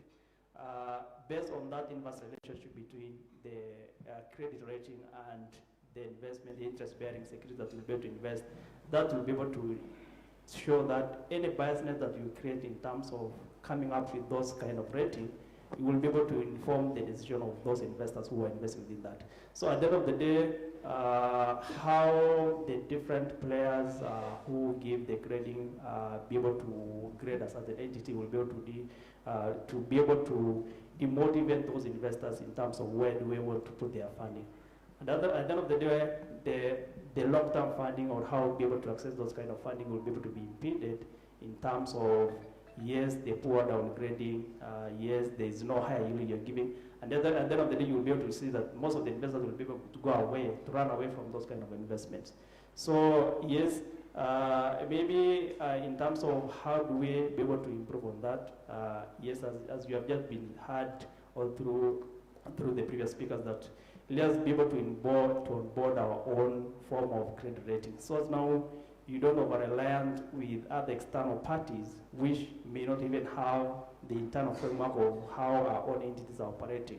So at the end of the day, our own internal credit rating models will be able to inform what is, yes, the right credit rating for this kind of entities. So at the end of the day, you'll be able to give the right credit rating, and at the end of the day, the investors will be able to get the informed decision in terms of where they want to put their money or where do they want to access their funding for purposes of running their own businesses.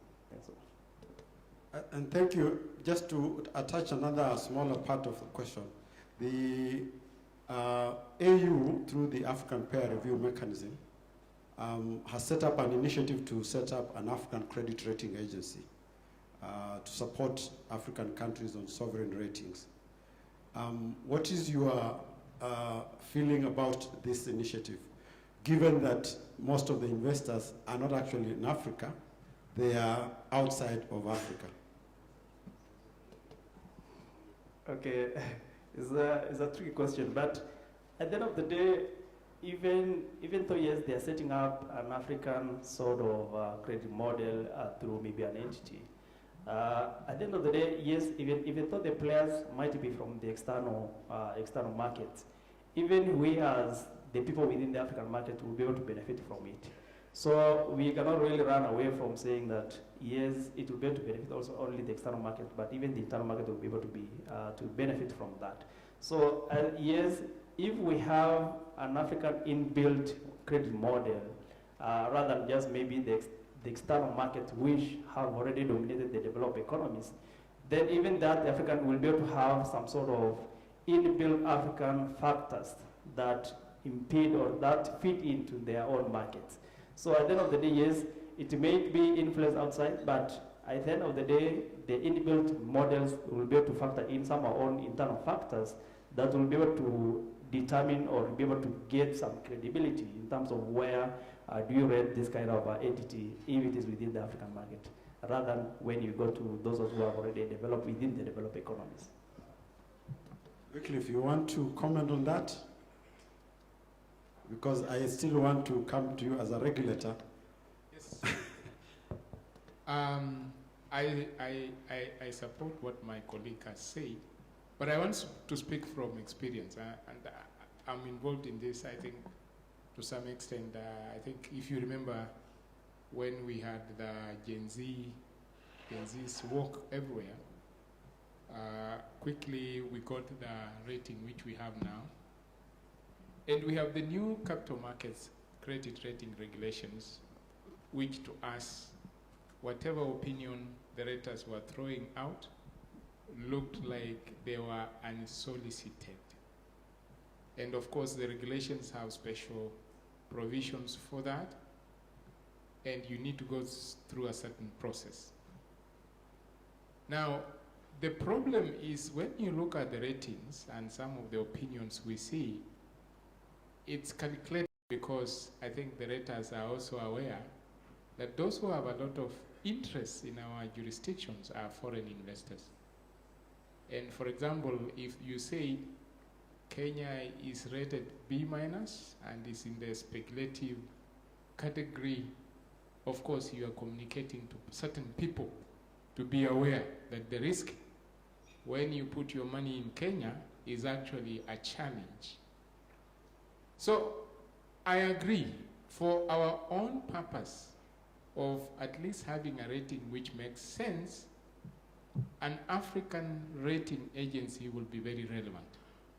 And it depends on how we take it as a continent. Because if we can very strongly believe that this is the correct rating, even when these three, Standard & Poor's, of course Fitch and Moody's, have issued their ratings for those who are outside, and of course they speak for certain voices, we will be more comfortable that we can see something which is more relevant to us.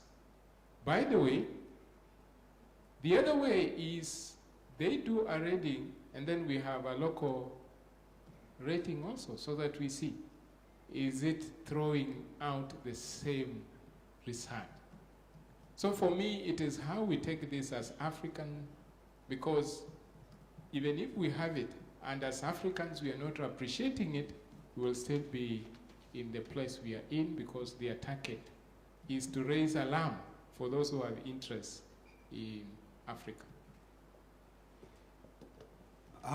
Thank you. The next question for me, you are a regulator, and you're the one who licenses these credit rating agencies. But to what extent do you see them impacting, for example, here in Kenya, the financial architecture in Kenya, where the banking industry seems to have gone far ahead of what the capital market are doing? How can ratings be used to become a significant player in this market? I think for me it goes to the very critical role that ratings should play, giving information which should be used for making investment decisions. By the way, if you look at it, the banking sector still gets money from the local sources and other sources because perhaps there are no other optional investment areas for those who have the sources of monies. So they place this within the banking sector. But if you have credit rating which can tell you the ratings of several other entities who may be requiring monies, and you understand their ratings and you can work with those ratings, other than the money going through the banking sector to those specific entities you mentioned, I think it will be easier for the money to go direct. In my view, an assessment which is independent makes it possible for entities to access capital, and perhaps at, let me say, at low cost, other than what we see in normal situations. In Kenya, if capital markets can embrace credit ratings, I'm sure companies will raise money independent of having to go through the banking sector, because they are being assessed as themselves. And people can see why they deserve and believe they will repay those amounts of money. In the end, the uptake of most of these products which are in capital markets, the uptake is going to be higher. And for me, what I see is the real economy will grow seriously. And perhaps we can see for the case of Kenya now, for many years, let me say 2 or 3 or so, the government of Kenya has been the main source of investment through its, say, bond market program. A rate of around 18, 17. No one else wanted to invest anywhere, because you have to compete with government, and of course, sure, the level of risk is as low for you to get this amount of funds you may require. But in the first place, that information is not available. And therefore, I'm sure if you are rated, And we need to see how we manage the sovereign ratings because they also impact on corporate ratings. I see a lot changing. So I think those are the issues we need to see how we progress. Before I leave you, what do you see a case for mandatory rating being a better one for this market or a market-driven credit rating system? It's a good question because one, by the way, for you to have green finance issuances, rating is a must. And of course, for green finance, you know the layers that come with the assurances, and one of those is credit rating. I can comment that even most of the issuance which have come to market, as Odundo said, with the other layers of assurance, we still have credit rating because there are people who believe more in credit rating. To your question, I think we need to look at this as an industry. There is a perception that the cost of ratings can impede raising funds. Our experience has been we have gone to the extent of saying credit rating should be mandatory. But in the process of getting this as the law at the end, because of other reasons, some very strong parties felt that it will bring more problems than, of course, make the programs more successful. Of course, at the point, maybe we didn't have many credit ratings which have been registered, the Kenyan experience. But for now, we have 5. I'm thinking they're a fair one, and therefore we manage the cost. But I think it is important for us who are stakeholders within this space to see how we do sensitization so that the people who should consume the ratings see a need for them. I think if it was our decision whether this should be mandatory, it would have been even more than 10 years ago. But I think there are others who look at it in a different way. So we need to see how we manage the issue of cost, because I think that is where most of the questions have come from. Thank you. Simon, if you looked at the ratings for most of the African countries, majority of them are below investment grade. Some have even defaulted. What would you want to see, and how do we help these sovereigns, particularly like the ones who have gone through a default process, to regain their credit rating so that probably they can be put on a ratings improvement program to go back into the market and sort out their financial needs? What would be your view? I think that's a difficult question, as you say, because a rating improvement curriculum can be quite sour. But I think we all understand why we have those ratings and why we have that score. We need to go back to the drawing board and understand that this is what feeds, these are the algorithms that make up credit rating. And where we are weak, we need to strengthen. And I think really what we're talking about is the enabling economic environment, or the enabling environment, which is the macroeconomic environment, the fiscal side, the monetary side. I think we know what these issues are, and you know, and they can be fixed. And if you look at you know, the drivers within our markets, the money markets, the primary markets, the investor base, you know, we all know what needs to be done. And I think on the culture, we need to start working on the culture. We have technology now. I think it's something that we can work on even from our national identification process. We have data analytics now. We have mobile phones. People pay their bills. People pay their electricity bills. All these data should drive into inculcating this credit rating scores in the population.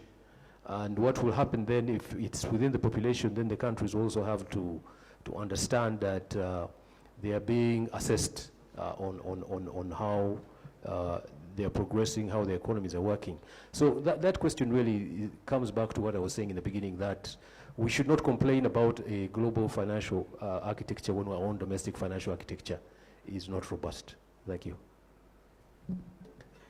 Thank you very much. Mr. Letio, the ratings culture. Now, the way we do business on the continent sort of like has not critically embraced credit ratings. What do you think should be done at a local level to encourage the use of credit ratings as a tool for business management? Yes, just as what Simon was saying is that credit culture is still not really onboarded or has not really become part of what you make as your investment decisions. So even when you look at those other players within the industry, you can realize that even putting credit rating or credit quality controls in place to inform your decisions when you onboard or you onboard a certain investment decisions is not something that always comes automatically. It's not part of the normal procedures in the decision-making structure. So what we are saying is that once you have a credit rating driven culture or credit rating driven framework, that will be able to inform even those players within the industry will be able to use it as a form of making decisions. So I think as you are saying that it will it be mandatory, it will be market driven, and I think the CEO was saying mandatory will have some sort of implication on that. But yes, even if though we put maybe as a mandatory form of it, it may be sort of look as a more complex kind of a decision-making tool to use it. So I think in form of giving more awareness, in form of giving it more value of how people will be able to onboard that form of credit rating as a tool to make a decision is what at the end of the day will be the ultimate point of using it as a decision-making tool. Otherwise, mandatory will be more way of people even onboarding it. But as it is as a market-driven tool, more awareness, more information given in terms of what is the main use of it will be the ultimate kind of factor that will be able to be used as a form of decision-making tool. So now we go back to the participants. If you have any reactions to what the panelists have said, you can now ask your question, and we'll have an order, just as you can guide us on how we manage the questions so that the panelists can be able to respond to the questions. Thank you, Sam, and thank you, panelists, for the discussions. We would want to target to leave by 4:30 p.m. at the very latest, just because of issues of transport home. So it means then we have to cut down a bit of time. So what we will do is we'll have the second session and then combine the questions and then go for lunch. So you can kindly go and sit, and then the next panel will come, and then the questions will be answered as that. But clap for them as they leave the stage.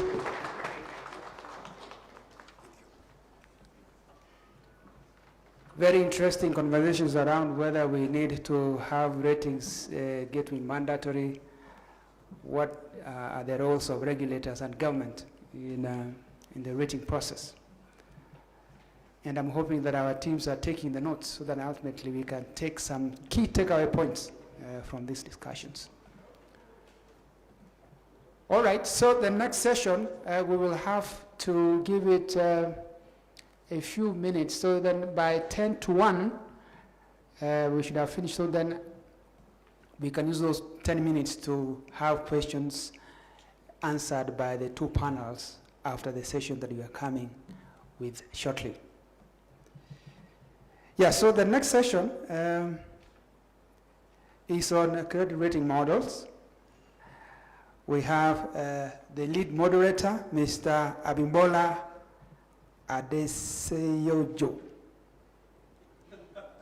I hope I pronounced that right. Welcome. Of course, he's joined by, this time I think it's going to be Nderitu or Sam.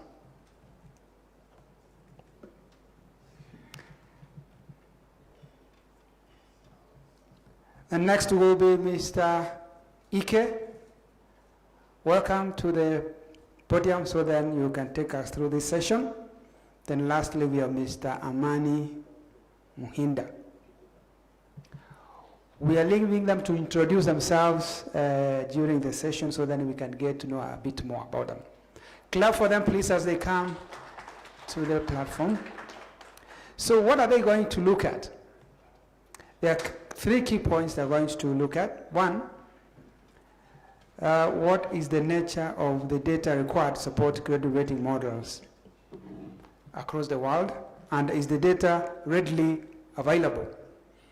You realize that data is a very important aspect of rating, so those questions will be answered by our experts in front here. The next question to be answered is the corporate culture flexible enough to effectively collect the data required for sophisticated credit rating models? Do we have the right culture to support the data collection and analysis so then it can inform decision making? Then lastly, how aligned should rating models be to the big 3 approach to rating? And who will take us through then our colleague here? I hope you can pronounce his name better. Please welcome. Clap for him as he comes through. Okay. Thank you very much. It's a pleasure to be here. All thanks to Sam. I think we can all benefit from collaboration and cooperation, which is part of what this conference is all about.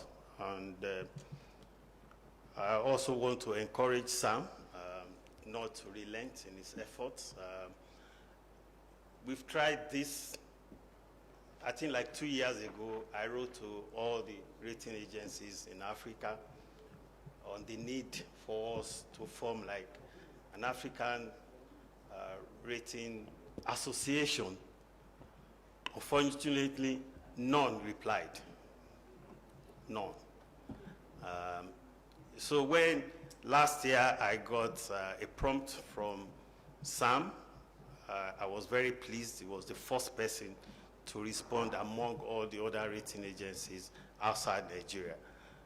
So I want to commend him for that brotherly gesture. Having said that, I consider myself an entrepreneur.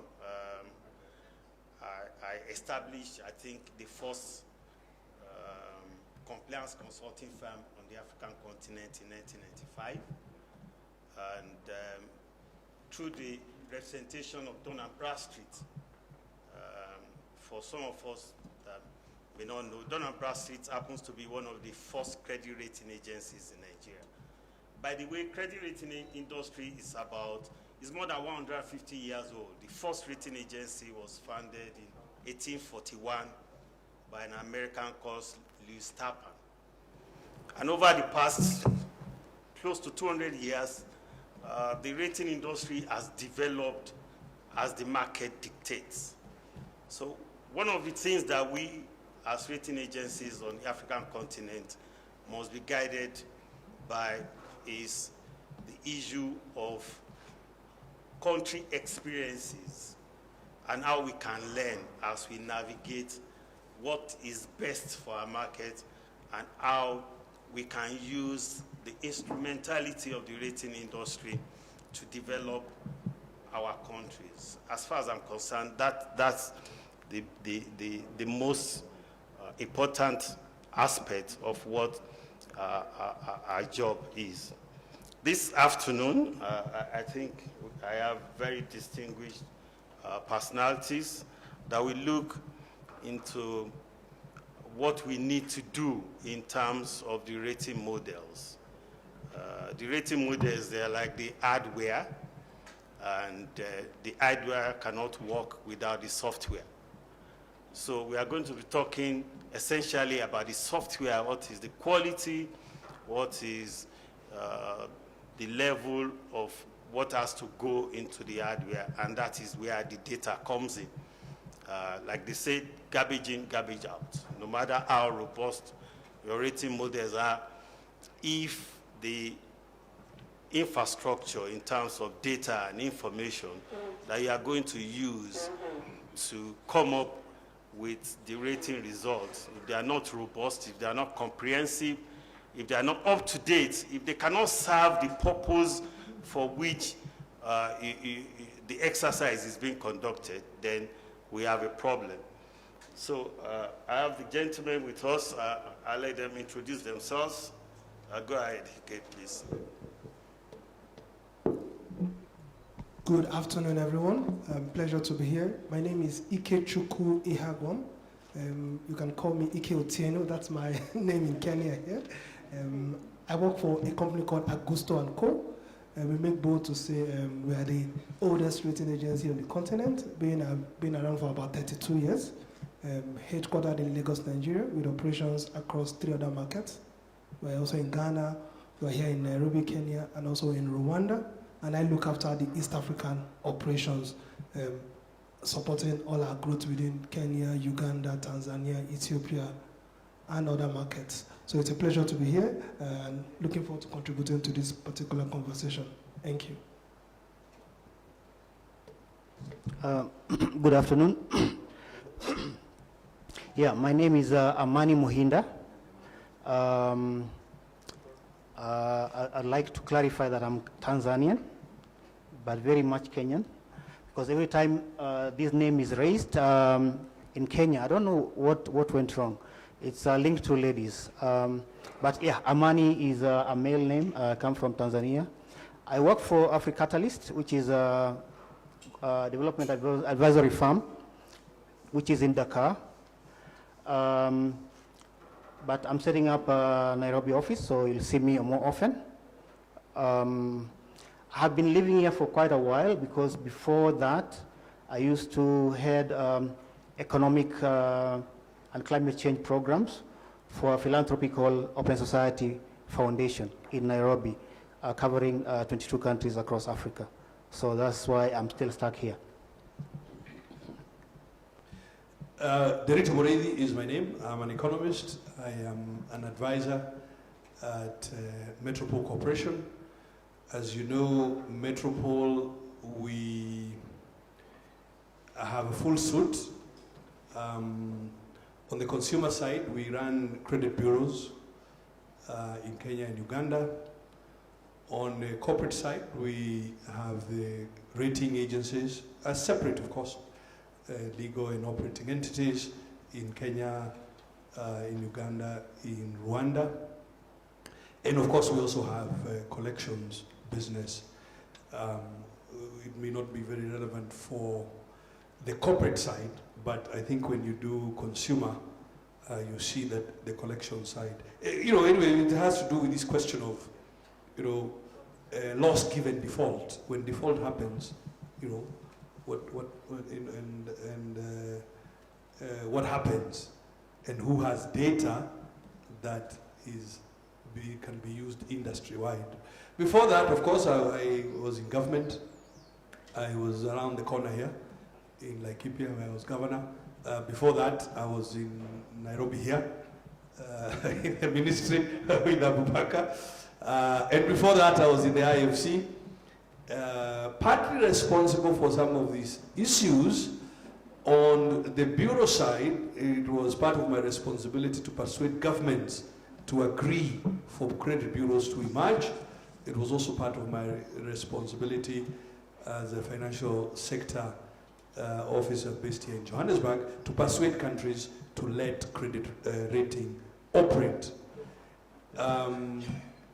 If we had more time, we can go into the history of how we got to where we are. I'm obviously very, very pleased to be here. We've been talking about this conference for more than a year, so I'm really pleased that it's taking place today. Thank you. just because the governor decided to market himself. I wanted to say there was some data which were used here from UNDP. AfriCatalyst is a partner of UNDP and credit rating initiative, which we are supporting capacity building for several governments. So I'm proud that Mkoko used those data, so I think I'm in the right place. I'm not lost. Well done. Okay, thank you. Let's get the ball rolling. I think we have to manage our time, just like the Compre said. We have, I think, like 30 minutes. So let's start with this big question about the data that is required to support credit rating, right? So let's look at what type of data do we require to support our model and whether the data is readily available. I will start with you. Okay, so thank you so much. I mean, in terms of data, so maybe to set the foundation, I know some have spoken about it in the morning. What exactly is credit rating? Credit rating measures credit worthiness. So let's demystify. That's the key word in credit rating. Apart from being an independent opinion, you're measuring credit worthiness. And credit worthiness has two main components. There is a quantitative and the qualitative. The quantitative here would mean the capacity. But you cannot have capacity without willingness, which is the character. So therefore, there are usually two major metrics when you're looking at data: quantitative and qualitative data metrics to put into your model. So the big question is what is the nature of data that is required to go into your model? I mean, first of all, the data has to be granular. The data has to be granular. The data has to be consistent, meaning we should be able to track the data over a period of time, not after 1 year you're giving us new numbers from the previous cycles. Also, the data has to be accurate. It needs to reflect, depict your performance as an entity or as a sovereign. And finally, the data has to be standardized. It has to be in a way that the agency can utilize it to make a credible opinion about your risk. Because what you're trying to measure is your ability to meet your obligations as at when due, not just for today, but into the future. So the big question is, we need to give us both historical data and also forward-looking data. Because ratings are not just historical based on what has happened in the past, it also projects into the future. Because the rating would have a lifetime of within 12 months to 18 months into the future before it is being reviewed. So it is imperative that when you're talking about data, the quality of the data has to be important, has to be looked through, which is why rating agencies will typically have questionnaires or templates that they will require you to feed in certain information that they want in a particular model. But the key thing I wanted to bring out here is the fact that data must be both quantitative and qualitative, and therefore it now relies on the rating agency, what models they have internally to be able to analyze that data. And that's why we at Augusto & Co, we take pride to say we're not just a rating agency, we're a research-based rating agency, meaning we do research before we carry out our rating exercise, which is why we release research reports on countries, we release research reports on industries and on markets. And therefore that gives us the background knowledge to be able to give an opinion on the credit quality of a specific instrument or a specific entity. Bearing that in mind, it means we have understood the macroeconomic environment, first of all, the industry interplay, and then you come to the final entity or the instrument to be rated. So it's important that you always look at the cycle of data. That is not just the entity's data that is critical in making credible, risk-reflective opinions, which is the same reason why some CRAs outside of the continent do not make the right calls or the right judgment, because the data quality that they have, has it sifted through both the macroeconomic indicators, the industry-wide issues, and therefore the pertinent entity issues. So it's important to mention that data must be of good quality, data must be timely, also, it cannot be late, otherwise it defeats the purpose, it must be standardized, and finally, it has to be consistent. And usually, one of the fine what I'll put up with us for just to take back with at Augusto & Co, we believe that in God we trust, but every other person must come with data. And the data must meet this requirement for us to be able to give a risk-reflective opinion. Thank you.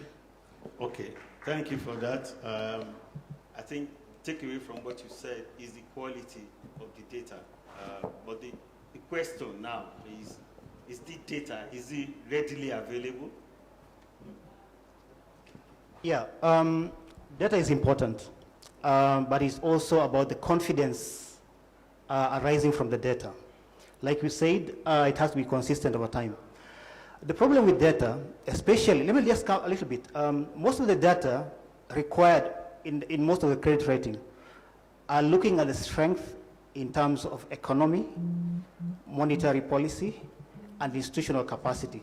There are other variables, others are coming with ESG and all that. And most of this data exists in different institutions in the way that we operate.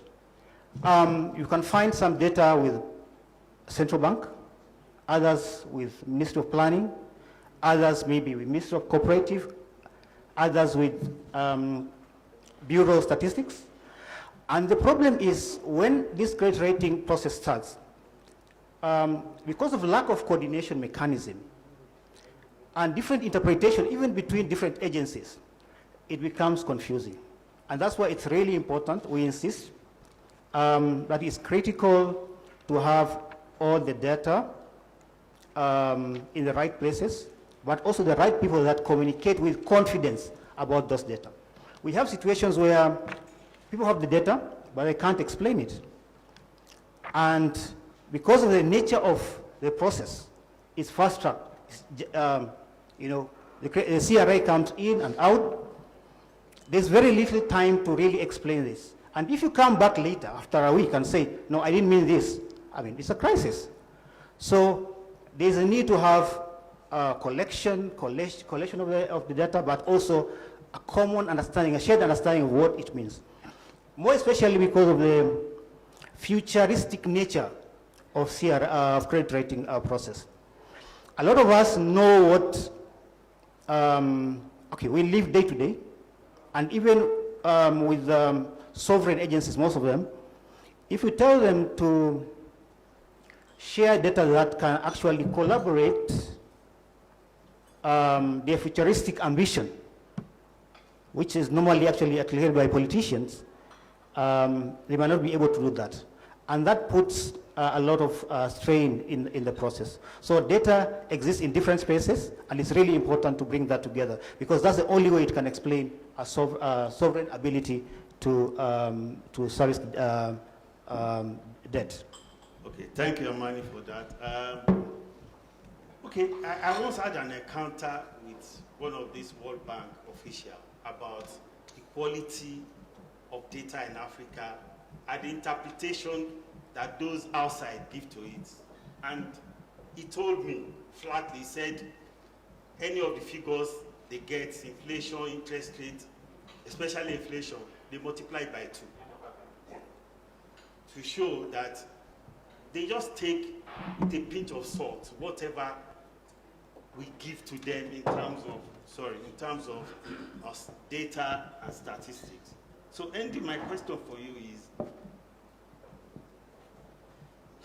what can we do, right, to make sure that, 1, the data is available, 2, and that the quality and the accuracy of the data is right? Many countries have been working to improve the national statistical organizations. And that's one way, because we need data. It also, of course, needs to be current. The reality is that an officer working in a rating agency looking for data on one thing or another, they'll go to the Treasury website or any other website, and if the report they can find there is from 3-4 years ago, what honestly is the expectation? So, what can we do? African governments must invest in improving the statistical service that provides data. If you go, and that's the same for subnational governments, so municipals, counties, states that want to access capital markets, but it's also, of course, the same for corporates. And I think all of us rate, corporates, and it is the same process. That look, the data needs to be current, and it needs to.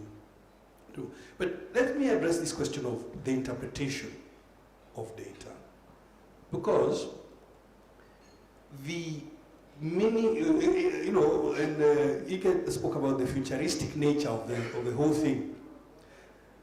That if you take the happenings in Kenya this year, rating agencies are taking a view. What does that mean for the next fiscal year and the next several fiscal years? Now, obviously, one interpretation is to say this government is going to be cash-strapped because the citizens have refused a tax increase. Another way to also look at the very same set of circumstances is that now the choice is clear. Government is not going to push for sort of expansionary fiscal policy. So that question of interpretation, in answering you, what can we do? African governments, African subnationals, African corporates must take a proactive approach to being rated.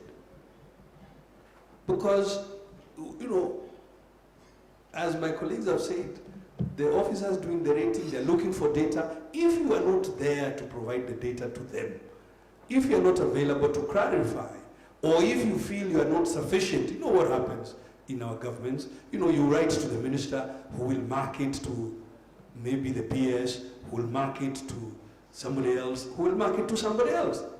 By the time the person who is now you're dealing with, they feel maybe not as comfortable laying one claim or another about what the data means.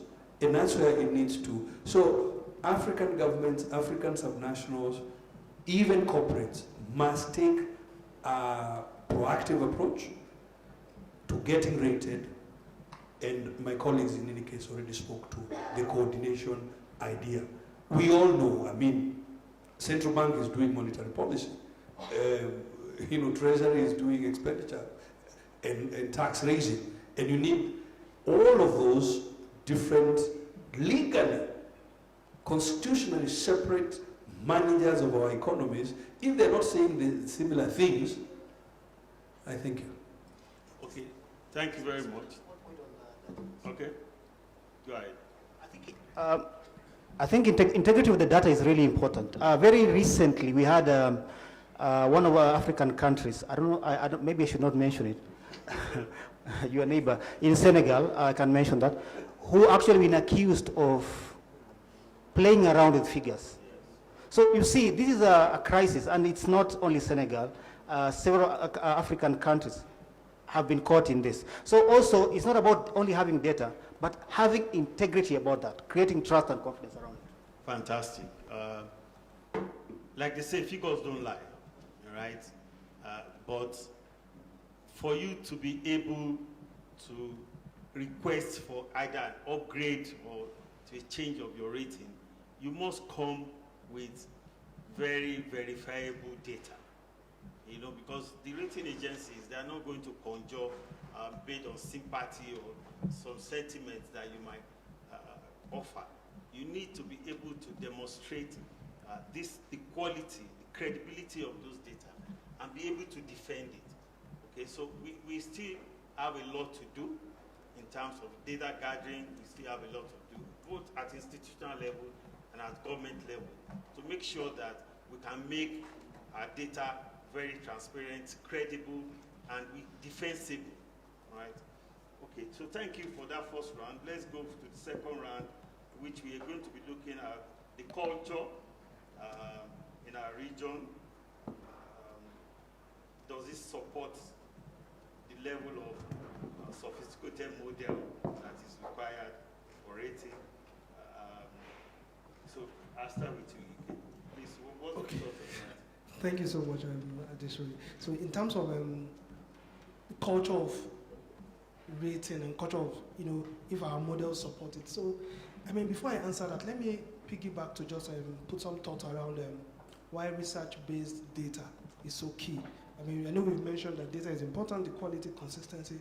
The challenge becomes when our research does not, when we're not big on research, meaning we don't have data-backed research numbers, whatever clients provide to us, it becomes difficult to validate or verify if that is an opinion. And that brings me to the conversation around the culture. Do we have a culture of research?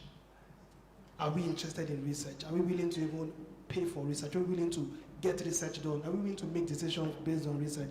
If we are not willing to imbibe the culture of research, then really, how do we embrace data? How do we use data?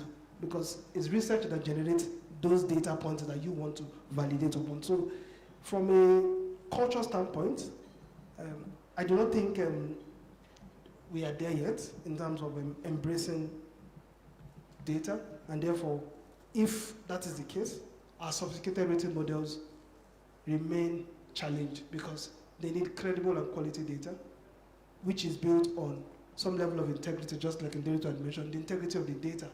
How do we validate? And your culture is not yet up to par in terms of those methodologies. So it becomes a challenge. But one of the things I also think could be a way out in terms of the corporate culture could be sufficient regulatory support. And thankfully, the CMA are here. I mean, the more support the regulator provides in terms from a research and from a rating and a data standpoint, the better the quality of the output from the models will be. Because the models typically would be based on information that is provided into the models, and then it brings out output on it, which is why we always say that ratings are based on credible information that is provided. If you don't provide credible information, more often than not, the rating agency cannot give an opinion on your risk, because the rating agency needs to have full sight of your historical data and your future performance, and put it on looking at the expected loss, credit loss models, looking at the probability of default. All of this requires data, and it's not just a data point of 1 year.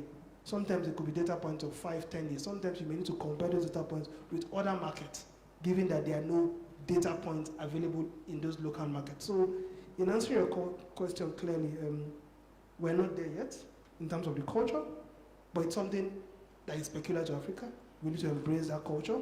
We need to embrace research culture, embrace data culture, and then inevitably, rating becomes very easy once you have those cultures in place. I'll stop it. Okay, thank you. Amani, before I come to you, shortly after the financial crisis of 2009, rating agencies were globally blamed for what happened, giving opinion on those mortgages that eventually ended badly. And there was this perception that even some of the analysts could not really explain in depth some of the sophisticated models that were developed around that time, around all the derivatives and all the futures that they were selling, and before everything collapsed. So what is your take on how do we go about this level of sophistication in terms of modeling? Knowing fully well that economies are still very nascent, still developing, and what's your thoughts on that? Yeah, I think one of the things that I have observed is that, and I'm sorry because I'm next to a politician, politics don't respect technical expertise. And if you look at the way we operate our economies, every 5 years, every 6 years, there's disruption of a kind. It doesn't matter whether it's the same regime having 5+5. Every time there's like a restart. And this in itself creates that kind of inconsistency and makes it very difficult for us to invest, one, on people, right infrastructure that can support our economic analysis and projections. The other issue, I think we don't have a culture of forecasting. We always tend to react to what the global north requires. Just look at how many meetings we've been having in the last few years. Are we actually running the agenda? And this becomes very difficult for you to communicate your ambition because it's not even your agenda. So you're trying to speak an agenda that does not belong to you in your own terms, but to the person who actually have this agenda. It's really important. I think we also need to invest in research and knowledge building. You know, the amount of money put into research by developed countries, if you look at how much of our budget goes into supporting same level of research, you actually be shocked. So we are also not in being, we don't really understand our strength.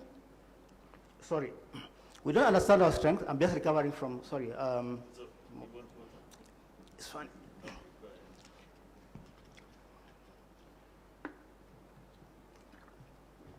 Thank you. So we don't understand where our strength lies. We don't understand our comparative advantage because we don't spend money and we don't even respect those who actually generate this data. How many of us know information that is just sitting in our offices, in shelves, and nobody actually takes interest in that?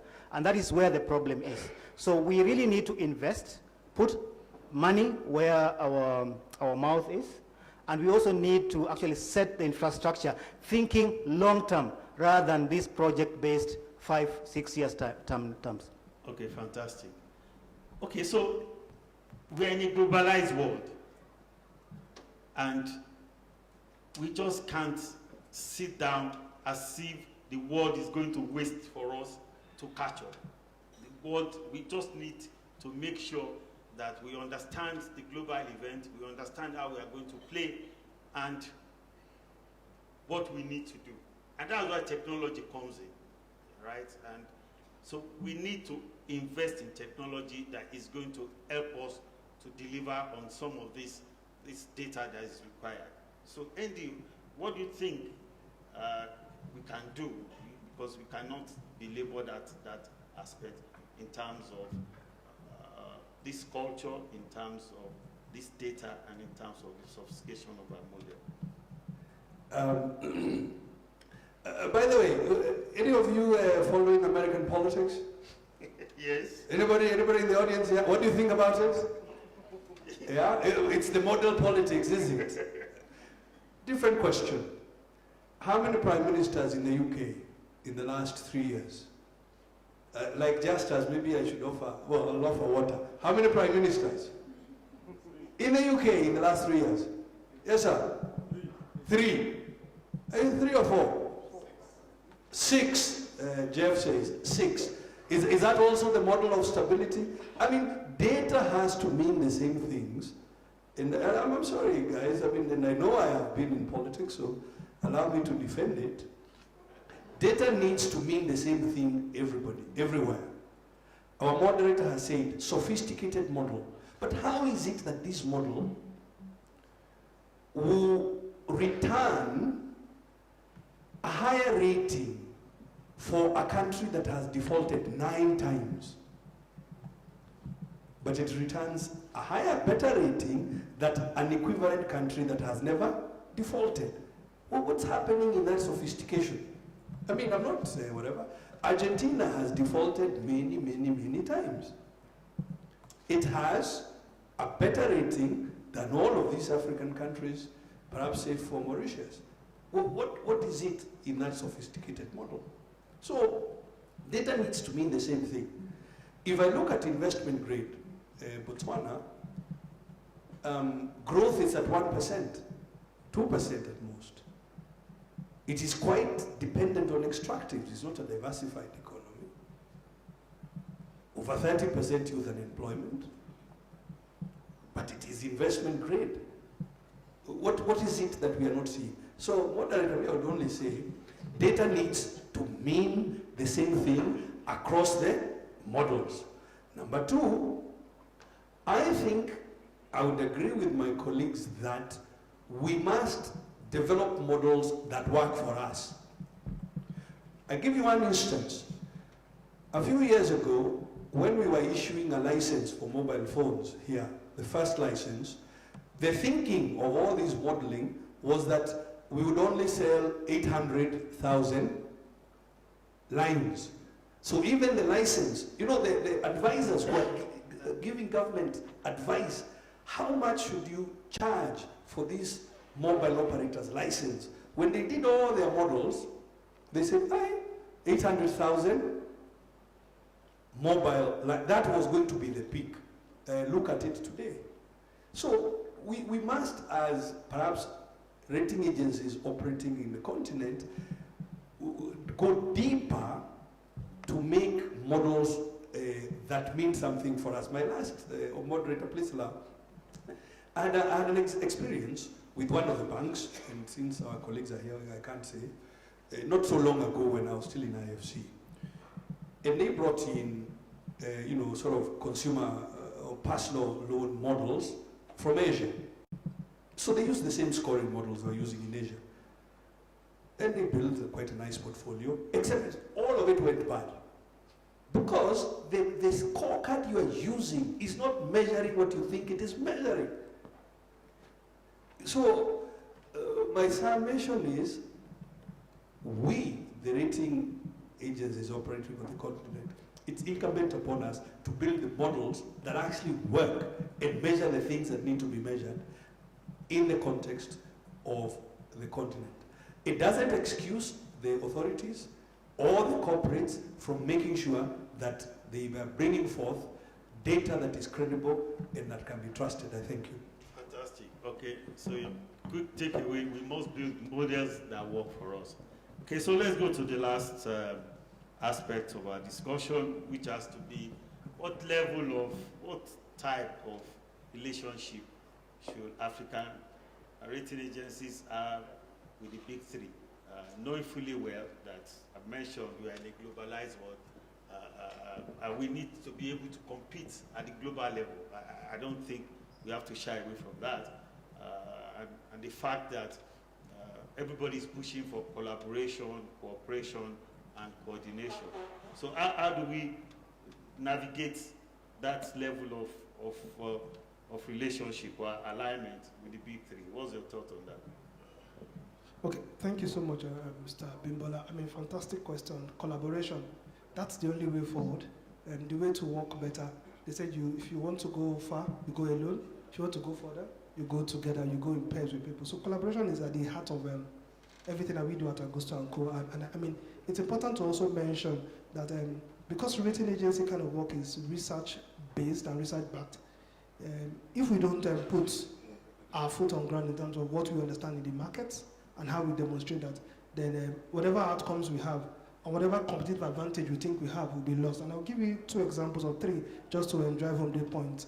In Nigeria, where our HQ is, we produce annually 40 industry research, which guides our rating opinions on those industries. Here in Kenya, we do 10 industries at the moment, which guides our rating opinions for players in those sectors. Then you look at a recent case, we conduct unsolicited ratings for different governments because it guides our own opinions in making decisions. And recently, I mean, Kenya's rating was downgraded by the top 3 rating agencies. And we as Augusto & Co, because we've been monitoring the exercise for the last 3 years, and also this year we thought there was no rationale for a downgrade. We maintained our rating opinion on Kenya at B+, but rather put a negative value because we thought the rationale behind the downgrade were because of the Finance Bill 2024 that was withdrawn, and therefore the potential fiscal gap from a deficit standpoint. And we thought the government had put in some austerity measures to be able to bridge that gap. And we felt, why don't we adopt the same methodology, which is what Nderito was speaking about earlier, that for some countries that have defaulted in the past previously, how come their ratings do not reflect compared to countries that have? And we felt if you can give those countries outside of the continent grace period to see if those policy measures would take effect, we should apply the same. I mean, he who comes to equity must come to equity with clean hands, and we thought we needed to give the Kenyan government time to see what the activities would turn out to be, and therefore we did not downgrade our ratings. But now, think about this from the reverse. We had people within the same market who called us, Augusto & Co, to say, why didn't you downgrade the rating? And we are wondering, we thought we had done what was just, so meaning we need to believe in ourselves, first of all. So from a collaboration standpoint, you need to hold your own and be able to defend what you've done, which is research-based, before you can even get into any form of enabling collaboration. So it's just important to mention that we as Africans, we need to also believe ourselves first, agree that what we're doing is right, and therefore we're able to validate what we're doing. Then it helps put us in a better position to be able to do what? Enter into stronger ties and collaboration, both within the continent and also outside of the continent. So just permit me to end there by saying that collaboration is the only way we can work together. But Each party must bring something to the table to show for an effective collaboration that will benefit the greater good. Thank you. Okay, fantastic. So Amani, what's your thoughts on that? Yeah, I think it's critical to collaborate. I think it's cost effective, but it's also difficult to compete with those ones who actually, we are too small to compete with the big three. But we also have another dynamic that we need to think about the APRM Pan-African Agency. How can we be part of that, new openings that come through that? But I think we also need to work with governments as peers, support governments, because even before the ratings, we can actually do, like they say in law, test runs or dry runs, something like that. So we help build the capacity in that. I think let's look at the opportunities within the market. We don't have to really do what the others are doing, but we can also recreate or create opportunities which are supportive of what Africa wants. But yeah, let's explore how African rating agencies can work within the Pan-African framework. Okay, fantastic. And I think we can compete. Yeah. Look at technology hubs that are dotting Africa. Look at our very own Safaricom. You know, we move most of our GDP on mobile money. I am an Afro optimist. I think we can compete. How will we do it? Let us collaborate. And starting with the four that are sitting here, as CRAs on this continent, and I'm sure there are others in the audience, we should go away from today with a clear platform of collaboration. Like Ike, we do economic forecasting for the countries in which we are operating. In fact, as we go to, I think like Digit 3 in the standard industrial classification. So in Kenya, we have more than 107 industry reports that we continuously update, so that when we claim we are rating, it is on the basis of really in-depth data that we have. We can compete. We will do so by collaborating. I thank you. Fantastic. I strongly believe we can compete because recently we had a visit from S&P in America, say S&P Global, visit our office. And funnily, all the guys that work with S&P Global in New York are Nigerians.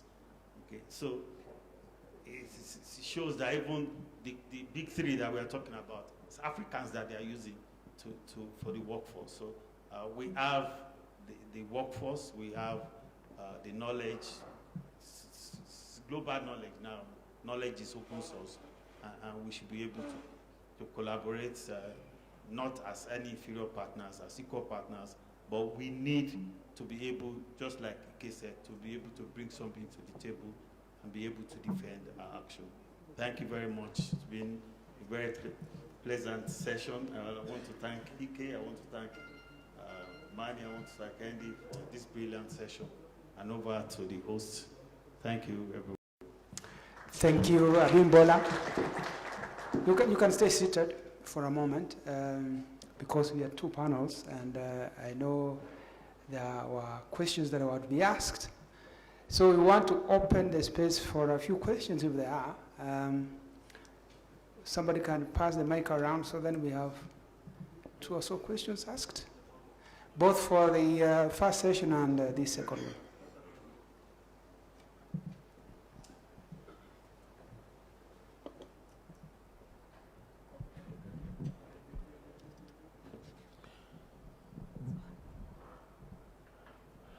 Good afternoon. My name is Murigo. I have a question for Shamia, if he is listening. The question is this. If we believe that rating is a good thing, and other than the fact that when you get a good rating, you can access cheaper credit, and you can also be able to get benchmarking with the other peers in the market. One of the advantages of a rating is that it takes you through the things you need to do to become better.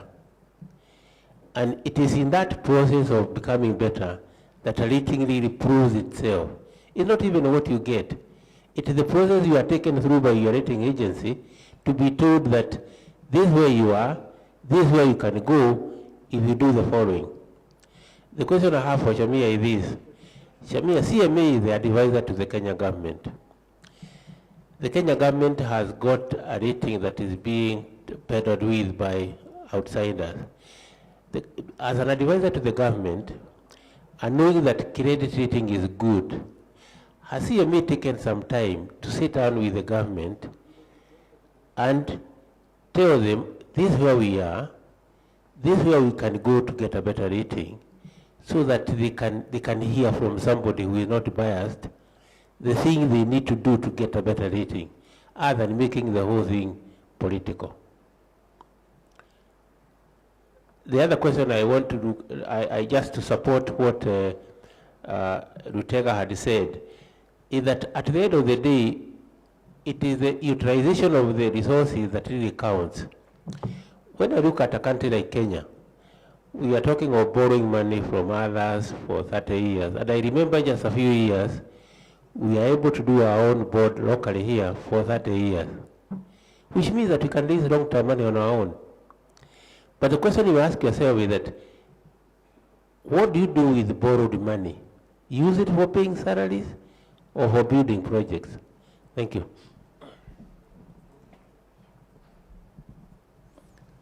Thank you, Mr. Mrigu, for that question. Is there another one? Should I release our honorable guests who are sitting in front here so then they can relax with you? Yes, there's a question there. Thank you for the panelists on credit rating data models. But then I rarely heard from any of you on the use of IT to get data. Because clearly, of course, a few decades ago or 10 years ago, some of that data that is needed for modeling and others was hard to come by. But with a country like Kenya and other African countries taking up use of IT from mobile money, from others, we're able to get a lot of data, not only on personal consumers or people, but also governments and also companies. How is IT dovetailing into the issue of getting data for credit rating, and how is it being used, if it is being used? Because I think that has not yet come out very well. Yet times have changed, but I think maybe the sector has not embraced use of IT to mine that data. Thank you. Thank you. Maybe you can say your name and where you're from. Sorry, my name is Leonard, Awesome Concepts. Thank you. So we can go with the first one, Mr. Sharma. Perhaps you can provide your answers to the question asked, then we'll go to our panel here to give the answer to the other one. I know you. James is speaking from inside, so that is the beauty. He understands. To be honest, yeah, it is. Let me say that perhaps it's a good discussion we want to pick from here. I kept on talking about a session where the leadership feels the way we are being rated is not fair, because one, we don't have a proper asset register, let me use those words, and the way we look at our liability national level. I get to think they understand the problem. We are sold because even in our draft regulations, we have always tried to say credit rating should be mandatory when you are raising money. And of course, it becomes a discussion. I'm happy from the discussion I'm talking about, our nation treasury was given the responsibility to go back so that we find a long-lasting solution. Perhaps maybe what we need to do is we need to involve all of you, because that is how we get a better solution. As a regulator, of course, we have communicated this at national level. Our proposals have been passed, but when they go to the parliament, I think that is where the question was. And I think perhaps a better argument should come with the issue of how do you manage the cost. And I think that is where we need to have a discussion. So yes, this is an ongoing discussion. We had our discussions in the morning and we said this discussion should not end here. And I think that was why I was saying Murigu is an insider, so he knows the answer. We will pick up from here. We work with the private sector and government and the rest of the other people who have interests in credit rating. I'm sure when we know we can do our own ratings and when we know we can get a fair rating from someone else, that will be most likely the way our government will look at this. So let me stop at that. We are aware and we know what we want to do. I don't know who was answering the other question. Yeah, thank you, Mr. Shamia. Murigu seems to have a follow-up question. Yeah. Just a follow-up, Shamia, is, you see, today we have the conference here, we are discussing as professionals and we have our colleagues all over the place. And at the end of the day, when we come up with ideas and proposals, they will end up on the desk of politicians. The question I'm asking myself, I keep on asking myself, are we talking to ourselves? Should we, for example, have had some people here from the Finance Committee of Parliament today, or Senate, so they can hear the, because we are just talking to ourselves, but the people who will finally make the decision, they are not here with us. Now, I want to speak from experience because we passed these regulations.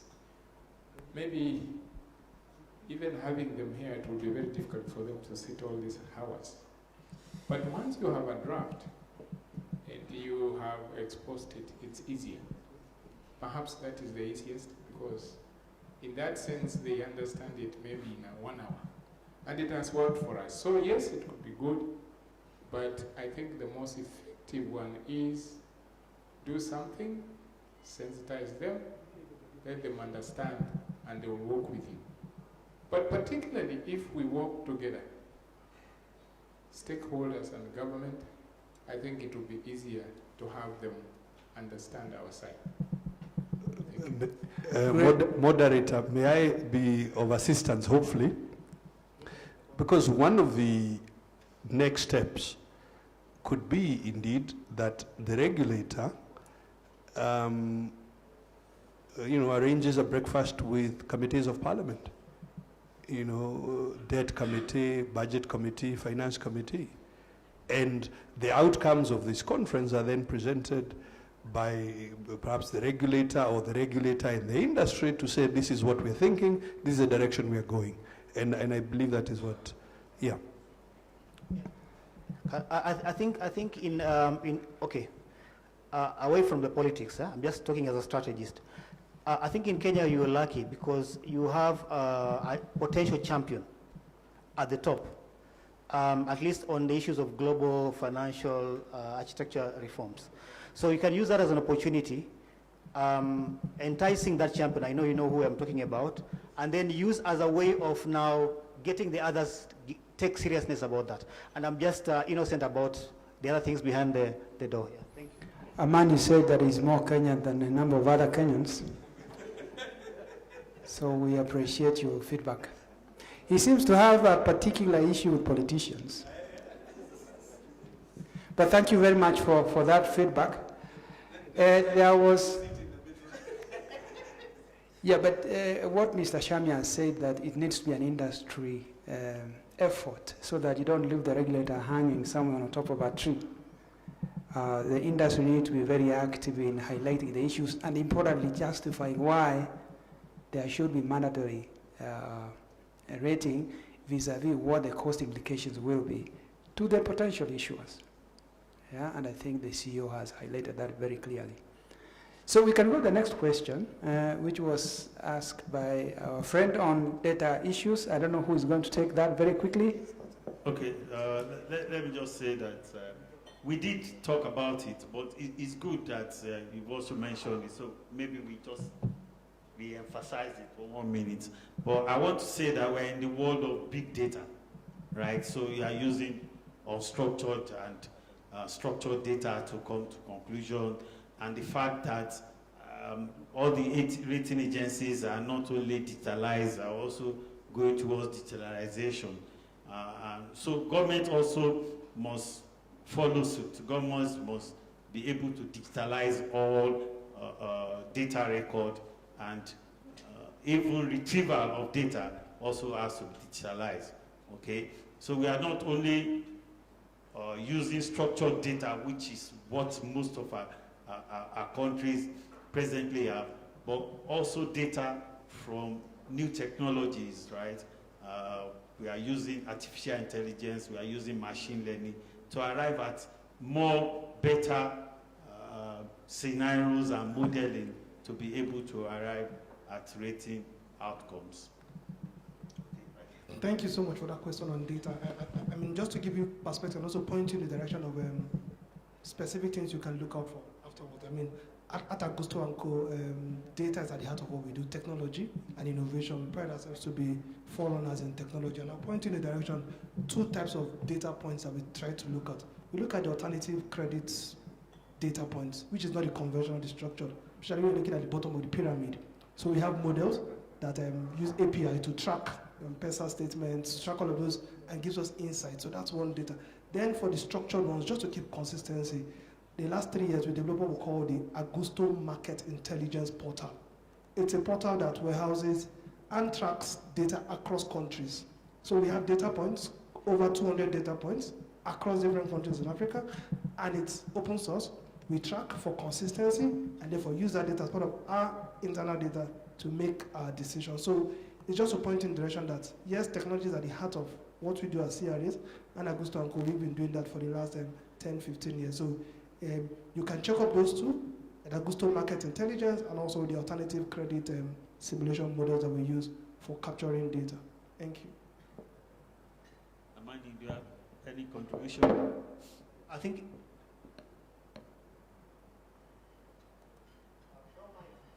from my experience working with the supporting governments, because we only work with sovereigns in our partnership with UNDP at the moment, building their capacity. A lot of governments are really struggling with the old mentality of protecting and keeping secrecy around some issues. Unfortunately, with this credit rating process, they don't only talk to the government, they also talk to private sector and even citizenry, if they so wish, just to confirm some of those issues, especially on macroeconomics issues. And unfortunately, because of lack of sufficient data on the government sources or platforms, they have to go to private sector to get that. And when it's inconsistent, that's where the problem is. So I think we also need to build that culture of digitalization, but also open source to some of those not so secret information. Fantastic, Andy. I was rather hoping you are skipping me. I have 2 things to say about data as we close, so that maybe we are all on the same. Look, as investors, as banks, as pension funds, you are making decisions anyway. Yeah? So the question is, what are you, I know we are talking that there is not good data on the continent. Okay? Does that mean you are doing nothing on the continent? And I suspect not. You are trying to invest. So I think my plea to you is that you are better off using rating agencies because they will dig deeper for data. Not to excuse. We already agreed we need better data. But you are still better off as an investor, as a regulator, and so on, using rating agencies. Are we embracing IT, I think was what Leonard was saying, and I think my colleagues have already answered to that question. No need to repeat it. It's a very big yes, because rating is about data. But I think we have also acknowledged there are some qualitative things that happen, including the interpretation of data, what that data means, that we need to get into, which is why the models need to make sense for the continent, and that is what the regulator is trying to pursue.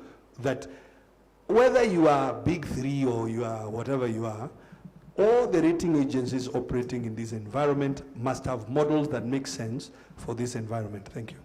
Thank you. And that's how we conclude. Please clap for them for all this feedback. I think we have taken quite a bit home as we have this conversation. I think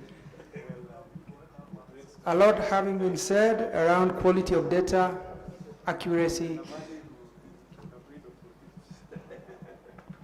and whether it is fit for purpose for our domestic region, if I can call it that, to ensure then we use the right data to make projections about the economy and our corporates. Apparently, Augusto has a report out on Kenya that they are saying they maintain their rating. I have to confess I haven't seen it myself. So that is a challenge to Augusto to popularize their ratings across. So then I'm not sure whether Metropol does the same, but perhaps there needs to be that data circulated all over so people know there's some work happening around ratings in Kenya. If you do rate, Kenya as a sovereign. So with that, I'm happy to note that we have saved around 15 minutes. We were to break for lunch at 1:30. It's now 1:15. I hope we'll save a few more minutes in the afternoon. If you have any more questions, we will share the email to which you will send your questions, so then feedback can be provided on the same. Now, in terms of logistics for lunch, Catherine, we need guidance on where lunch is going to be. Somebody can step forward and let us know.